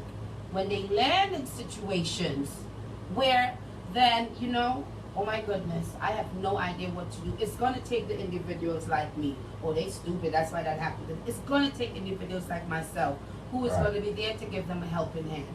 Learn and educate yourself about your sexual health. I've been saying this to individuals now. Our sexual health today is a driving force behind our livelihood. People are basing their lives. You know, I know he loves me, Michelle, because, you know, he only has sex with me. I know he loves me because, you know, sex has become now this priority in people's life. And if you choose to do that, you better learn about your sexual health. And on that note, Pastor Peter, it's not just HIV. Sexually transmitted diseases. Listen to this. In New York, the rate of primary and secondary syphilis was 6 per 100,000 in 2009 and 7.5 per 100,000 in 2013. Wow. Increase. New York now ranks 6th in rates of primary and secondary syphilis among the 50 states. There are 64 cases of congenital syphilis from 2009 through 2013. Wow. And there are different types of herpes, syphilis. But you have primary and secondary Okay. syphilis. Yes. Herpes is another story. Then you have chlamydia and gonorrhea. Oh boy. And And in New York, one of the silent ones that is very common, that is transmitted, precariously, chlamydia. yes, It's called chlamydia. and that's My a goodness. silent, Silent. just like Hep C. Chlamydia is silent. No symptoms, no nothing. That's what they call clap. The clap was gonorrhea. Okay. Now, untreated STDs are a common cause, ladies, listen up, Listen. of PID, pelvic inflammatory disease, infertility, and chronic pelvic pain. In addition, they can increase the spread of HIV. Wow. One bout of a sexually transmitted disease makes you 4 times susceptible of contracting HIV. Sexually transmitted diseases and infections are a host to the HIV virus. Because once you contract these sexually transmitted diseases, susceptible. you become more susceptible because it breaks down the mucosal lining of our genitalia area. People don't know this. When I do health education with women, and I tell women this, go home, insert your finger into your vaginal area. That slimy stuff that you're feeling there, that's called our mucosal lining. You get one bout of an STD, that mucosal lining starts diminishing, and this is what opens up the vagina to diseases. Wow. So this is why younger girls and women who are also postmenopausal, we have seniors right now testing positive. I'm not a woman and I'm scared for you guys, man. Yes. I got Now, daughters. In 2013, New York ranked 13th among the 50 states in chlamydia infections. Listen to this. 489.5 per 100,000 persons have chlamydia. Wow. And ranked 20th among the 50 states in gonorrhea infections. Reported rates of chlamydia among women is 639.4 cases per 100,000. And that was 1.9 times greater than those among men. Wow. 718-342-0510. Are we educating you today? You learning anything out there? You out there in Radio Land, we want to know if you be educated today, because listen, Michelle has people out there that she can go and talk to. She have platforms, she have forums that she can be on. All right? But she's here today because she want to be a part of us. She's a part of the community. She wants to educate you. You know, are you appreciative of what you are hearing today? Are you learning anything? Can you use this in your everyday life? Can you share this experience with someone else? Yes. You know, even in your jobs, in your party life, when you go to the dance hall. Labor Day coming up, and they drinking and the partying, and trust me, darling, speak to the Department of Health and tell you of how many unwanted pregnancies that comes up after Labor Day. Oi, should we go there? Okay? Yes, I want us to go there because guess what? I'm part of a coalition we are called the Brooklyn Knows, and this is the first year we're going to have presence on Eastern Parkway. We will be walking with the Wakadia, you know what I want to say, Caribbean Day, that whole planning committee. Oh, they have asked us, they have invited us to walk with them. We will be out there providing HIV testing. We will be out there distributing condoms. Because we know what goes on at the backyard parties, because that's what I told them. I said, it's not just Labor Day we're doing this. We're starting from the Wednesday night. We're going to the backyard parties, the mass camp parties, hello. We're going there, we're going around, and we're giving all this information. So, you know, taking care of our community. Pastor Peter, New York City ranked 5th among the 50 states in TB. 85.45% of TB cases occur in foreign-born persons. Now that's another deadly disease. And that's also that's an airborne. You could just sneeze in the air, and how long? I wonder how long it stays in the air. What's that? The TB. Yeah. You know, I'm not a TB educator. I haven't really, but again, TB, I mean, it's airborne. Right. And just knowing, I mean, I've worked in clinic, in clinic settings. You know, we have had it where we have had patients who came in, tested positive for TB, and all of us as staff, we had to be inoculated because we were around, the person. So we do know there is that casual airborne exposure that people can get, but how long, again, it's a very good question. And I think these are the things, I've been mentioning, whispering it to Sharmin. Sharmin can definitely, and I know she would, do some quarterly health updates, have a health update segment. Because our community is so oblivious. I'm pretty sure she's gonna do that. I know she will. What? Hello, Sharmin Prince. I know she will. There's another thing that I've seen a commercial on it, and it kind of caught my attention, because I mean, when we are so afraid of HIV, we are so afraid of Hep C and all the different things, right? Meningitis B. Oh my God, yes.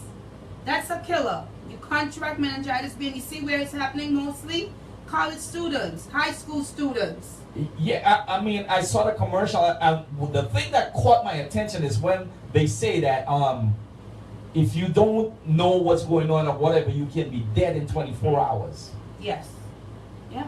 If you don't get the medical attention. Yeah. Yeah. Or you might, that symptoms is so related to like a common cold. Right. You might get that symptom and your parents in there again. We's West Indian. You know what? Boil some bush, let them drink it for a couple of days. When that meningitis within 24 hours, gone. And here Because you didn't go to the hospital. Here, I mean, here's the other thing that got me too, because we have the stigma of drinking from an HIV person or kissing an HIV person or whatever. And Pastor Peter, could I just say something? Say someone diagnosed with HIV, because I am not the virus. And those of us who are infected with it, we are not HIV. Right. We are infected, and we are living with a virus called HIV. Right. The virus don't define us. Correct. Thank you, dear. No. When I look, Michelle, when I look at what the commercial was saying, Yes. you take a sip of water from someone that has it, Someone has it. Yes. you can get it. And you get it. You get it. Yes, you do. Just a sip of water with a cup. If the person drink from the cup, put it down, whatever. You didn't wash that cup, you pick up when you drink and Yes, you get it. can. That's right. It is so scary. Mhm.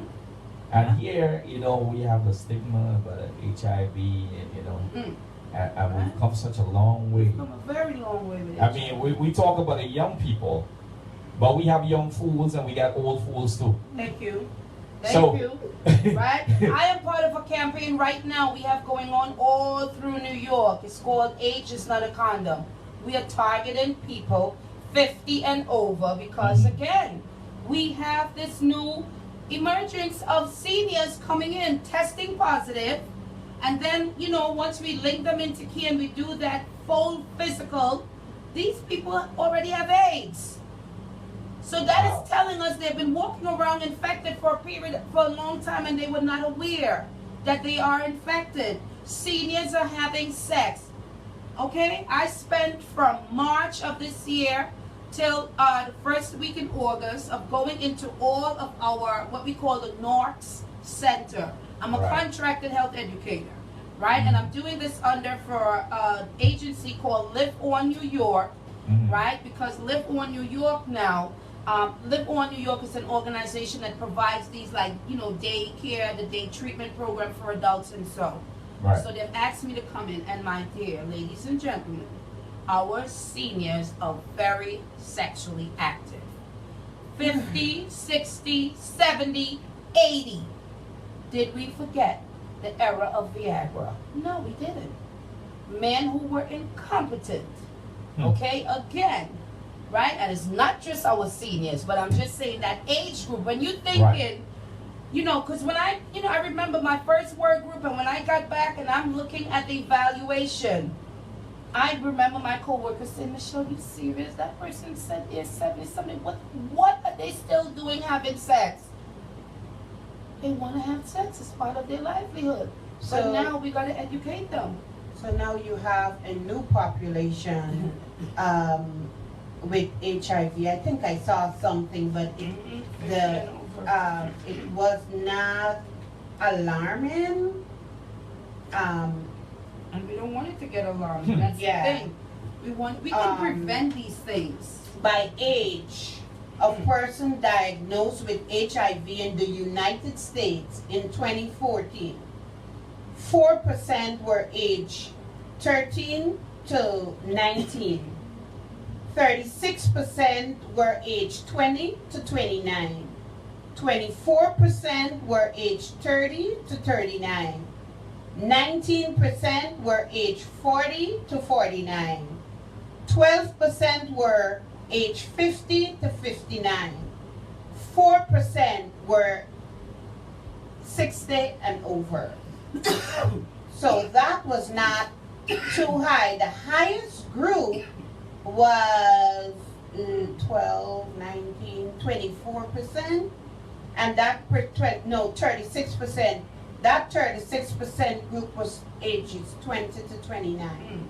Wow. And you know, I have my favorite saying, Pastor Peter, stats don't lie. Nope. Nope, because that's based on the actual, whatever treatment you come in for, whatever your, diagnostic way.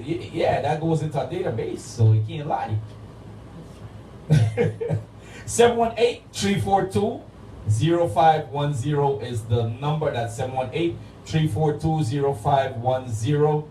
We have about a little over half an hour more to go. Time do fly, man. Wow. I tell you, I've learned so much tonight. I don't know about our listeners out there. If you learn, we want to know what you learned. Yeah, I'm going to come on also too when Sharmin invite me back, because I want people to know more about the PrEP and what we call NPEP and PEP. These are the different biomedical treatment now that's available to prevent someone from contracting HIV.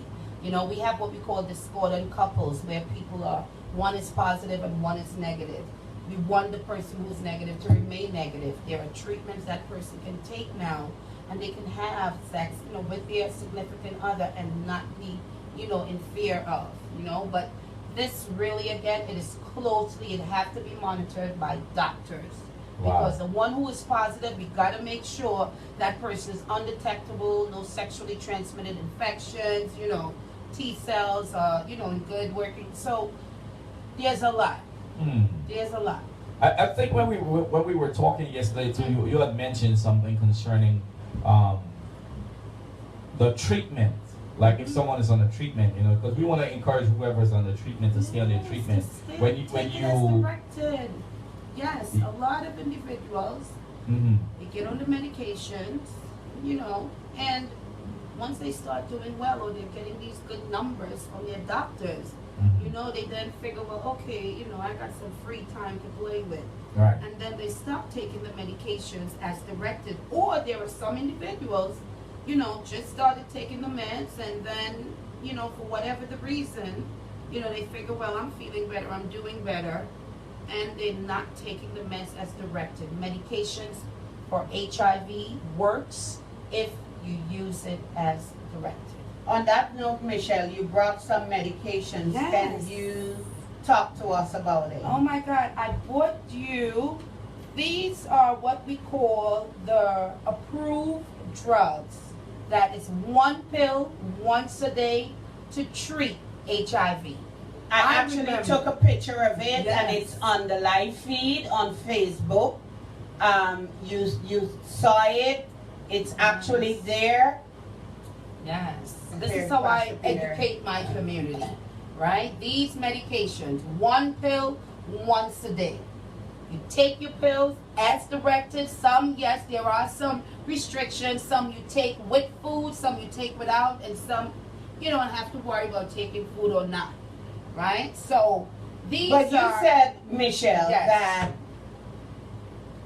that 20 odd years ago, Yeah. when you started oh taking my goodness, medication, yes, I was you were taking taking like 18 pills. 18 pills. Seriously. My daughter, kids, because there were no, approved drugs.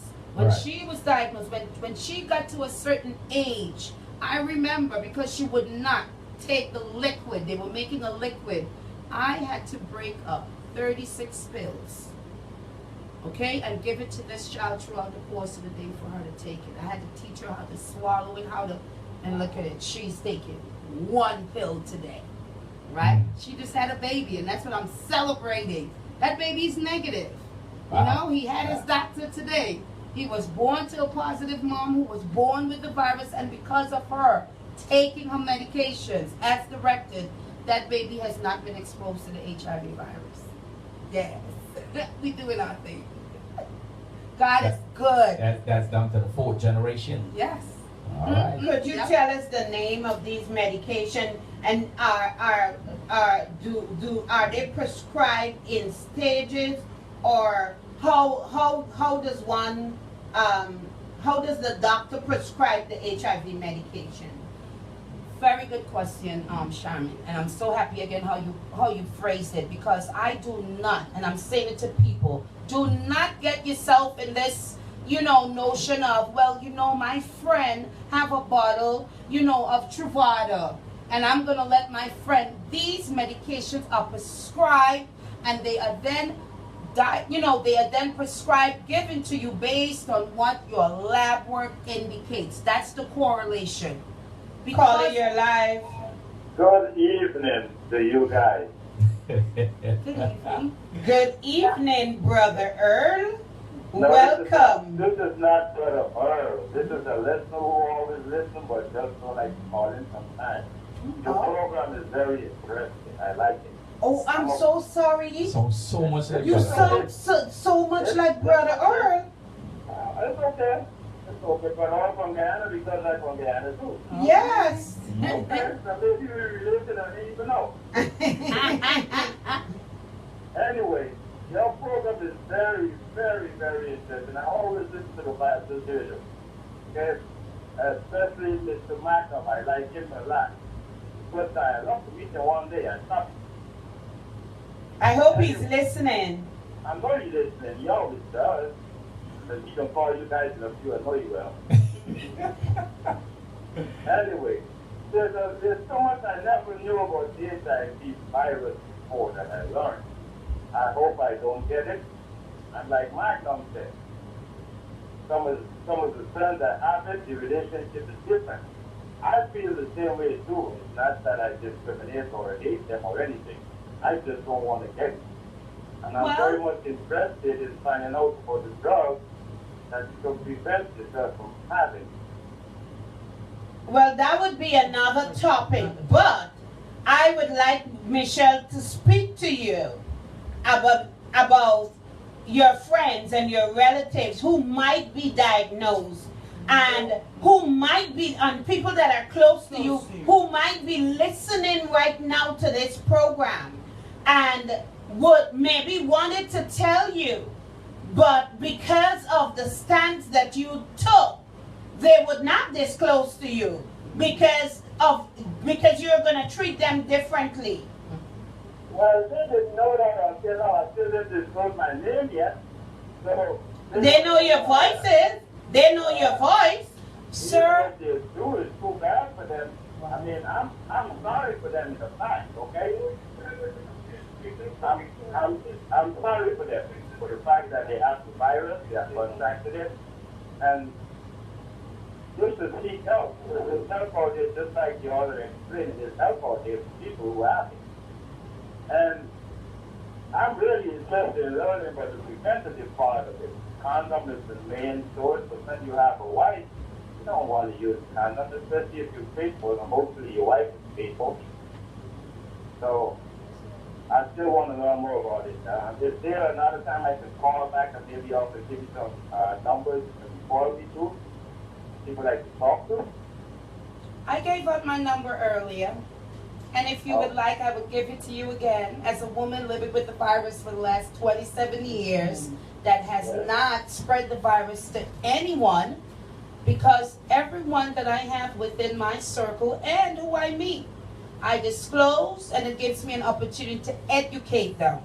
So just being around me does not put that person at risk. They can hug me, they can give me a kiss, we can share things, we can eat with utensils, we can drink out of the same cups and the glass. No one in my family or within my circle of setting has ever done any of those things, and they're still all negative today. So I want to give you a starting point.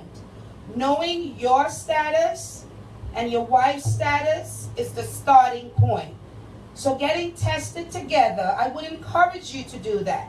And once you have those results, that's your starting point to maintain being negative if you test negative. I had a couple very recently, okay? And they're Jamaicans, right? And the wife admitted the husband has been cheating on her for years, okay? And as of 3 weeks ago, you know, she said to him, honey, let's go and have our annual checkup, but I want us to do it together. And they went together. And when the results came back, the wife is negative and the husband is positive. Yeah, I've heard that program. I listen all the time. It happens. It happens to individuals, right? So my whole thing is, there are some of us, you know, Sharmin, get the statistics, who is even walking around, living with the virus, and they're not aware. No one that has this virus that I know today has ever gone out there and asked somebody to infect them, right? Yeah. Situations, circumstances, the unknown, right? Because a lot of individuals who stigmatize and discriminate against this disease are doing the same things that we did that can make them become positive also. Okay, so be mindful. This disease does not choose. This is the only disease that I know does not discriminate.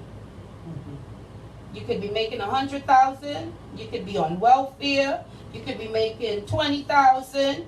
You know, you could have 10 cars. You could have the biggest mansion. You could be living in the shelter. It happens to anyone when we do not know our sexual health and what our status are. Okay. So can you give me the number now? Absolutely. I'm a bus driver, so I listen to the radio on my phone A lot. while I'm driving. So I Okay. can't do it. No, I stop. I'm at the end of the line, so I can write the number. Okay. I'll be happy for that. Thank you. So I'll give you the number that you can contact me, but I would like you to keep it, because this station is going to keep edifying and providing individuals with good information. So I'll let Sharmin give the radio station number first, and then I'll give my contact number. The radio station number is, of course, you're calling it. He knows it. You know that. He knows the number. And Michelle, you can go ahead. My number where you can find me, it's 240-715-2137.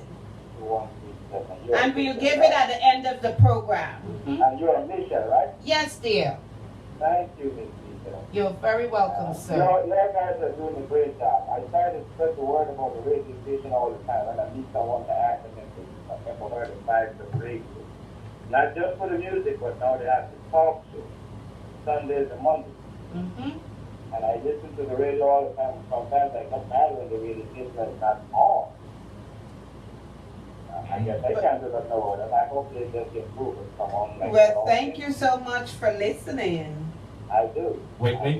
When you said the radio station is not on, are you talking about a live radio, or are you talking about? The radio itself, the music sometimes is everything. Or you just get dead air? Yes. Okay, boss lady. I'm sure Boss Lady is Boss lady will listening. fix that. Yeah, I hope she do. All right. Yes, she And will. You guys are doing a great job. By the way, my name is Norwell.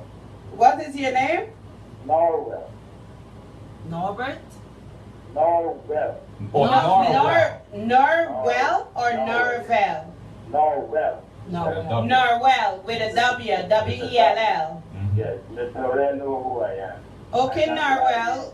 I got tuned into the radio from Miss Lorraine. I know she's listening. Okay, Okay. Norwell. Well, thank you for listening, and thank you for calling. You are welcome. Okay, bye-bye. Keep up the good job, guys. Thank you. All right, thank you. Bye bye. 718-342-0510 is the number. That's 718-342-0510. So Are we gonna have Michelle continue with the names medications. of the medications? So, the names of the once per day, one pill regimen that has been approved to treat HIV. One is called Odefsey, Odefsey. That's Odefsey. Then we have Genvoya. Genvoya. That's Genvoya. The other one is a pill called Complera. Complera. The other pill, Stribild. Stribild. The other one is called a Tripla. Atripla. And the last once per day approved drug, one pill, is called Trimuneq. Triumeq. These are drugs that you have all opportunity. You can go to websites, you can Google the names, and you can learn about these drugs. Caller, you're live. Welcome to Talk Time with Sharmin. And a blessed good evening to you, and sorry this Monday evening. Good evening, Pastor Peter, and good evening to the guest, the special guest with Michelle. Big up to you, young lady. Big up, big up. Thank you. Thank you, Brother Earl. No, we got Good evening, Pastor Peter. I don't know where to start. It has been so educational, so informative. Let me say this first and foremost. So I'm in your research with the numbers. It's astonishing. The numbers are off the chart. They're very, let me just say, scary numbers. Mm-hmm. And I love the fact that you got the young people. Parents, I hope you got the kids to hear that, because the age group with a different percentages is very clear and alarming. Great job with the numbers. We shall to you, to God be the glory. As you said, it's about following your medication. It's about following your medication. You cannot take it for granted what the medication does for you. Okay, medication is very important. It is very important. The gesture of giving out the stuff for the Labor Day holiday celebration, that's a very good gesture. And I hope the Caribbean community make use of it, and we can get more people educated this way. Great job, very good job. Let me jump to Mr. Norman. Mr. Norman, good evening. This is Brother Earl. Listen, we all have our own opinion. I have a story to tell. I wouldn't tell it all now, but let me say this much. My brother was affected with HIV. And I always said this to him: you're not heavy, but you're my brother, and I love you to death. I watched my brother for the last 7 months of his life. Okay? Watched him sat and did what Michelle did cry, taking a plate full of pills every morning. Because when my brother was diagnosed with it, it was not advanced where you could have taken one pill. Frank was taking a series of pills every morning. And it broke my heart, but you know what? I love my brother to death. I love my brother to death. I stayed with him until the end. This is something, like you said, it is contracted in very different forms and fashions. My brother's form was by the use of needles. He got infected and diagnosed by needles. That's what got my brother into that mess. But again, I loved him and I loved him to death. I stayed with him until the end. The pill taking, it was unbearable sometimes for me to watch him do it every day, but he did it and he did it and he did it. And he fought and he fought and fought until he couldn't fight no more, and he went home. But this has been a very, very educational topic. We asked for part two, we got it. Like I said, the numbers research Sharmin put out there, that's the thing that drew my attention, and that will stay with me. Because I've known those numbers, I've followed those numbers with this situation, and they are on point. They are on point. The next thing that the public must also take note of, that Sharmin and I think Michelle mentioned, there's going to be a law. It's in other states, and it's coming down the pipeline to New York City. If you knowingly transmit that disease to someone else, be careful going forward in the future. You will be prosecuted in jail. So don't think because you have it, you can willfully go and do it to someone that you cannot. I will leave it at that for now. Always, as always, Brother Earth, thank you. All right? Thank you. Thank you. I'll have a wonderful evening. Same to you. All right now. Wow. See, Brother Earl did have a story to share. You know what? And I want to commend everyone that you know were bold enough to share their story. Because, I mean, if you haven't shared your story, I know there are many people out there right now that are listening. Not only in the United States, because Vibes Up Radio is all around the world. All right, because we are on the web, so we are all around the world. And there are people that in countries, you know, all over the Caribbean that is listening right now, is watching us on Facebook. They probably cannot call, but you know what? It is edifying for them. They may not have the resources in those countries, because we know the small Caribbean countries, we hardly have any resources. Now, if Michelle, let me bring this to you. For like those people that are in those small Caribbean countries. Yes. You're going where I think I want you to go. Yes, you know, they don't have the resources. But now they're listening to us. They're seeing us. What are your advice to them?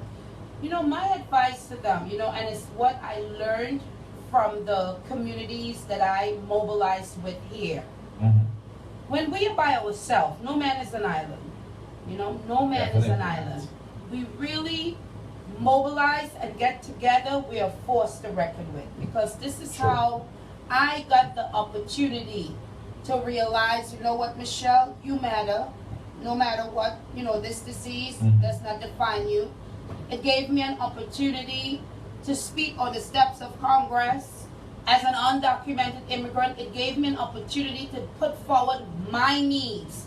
We came together with individuals who were allies. Some of them were not even living with the virus, you know, but we formed this network and we mobilized together and we got with our government. This is why we are seeing, you know, the changes that is going on here in New York. The government and community has come together. Right now it hurts my heart because I'm hearing some horrible stuff going on in Trinidad where I'm from, where the government, you know what I'm saying, have turned their back on their citizens who are living with this virus, and they're not providing the type of care and services. Nobody's saying for them to do services like how we have here in New York or America. But as a government, you were elected by these same said people. You have an accountability, and my plea, because I remember my sister, God rest her soul in peace, she was part of a group of individuals. My sister died from the virus also. She, my first sister. I'm the last in the girls. She was the first. And my mom always used to talk about that. My first child and my last. Why did this happen? You know, but again, I don't question God, right? But I'm saying, I remember them mobilizing. Good evening, caller. You're live with Sharmin. Hello. Hello, you're live.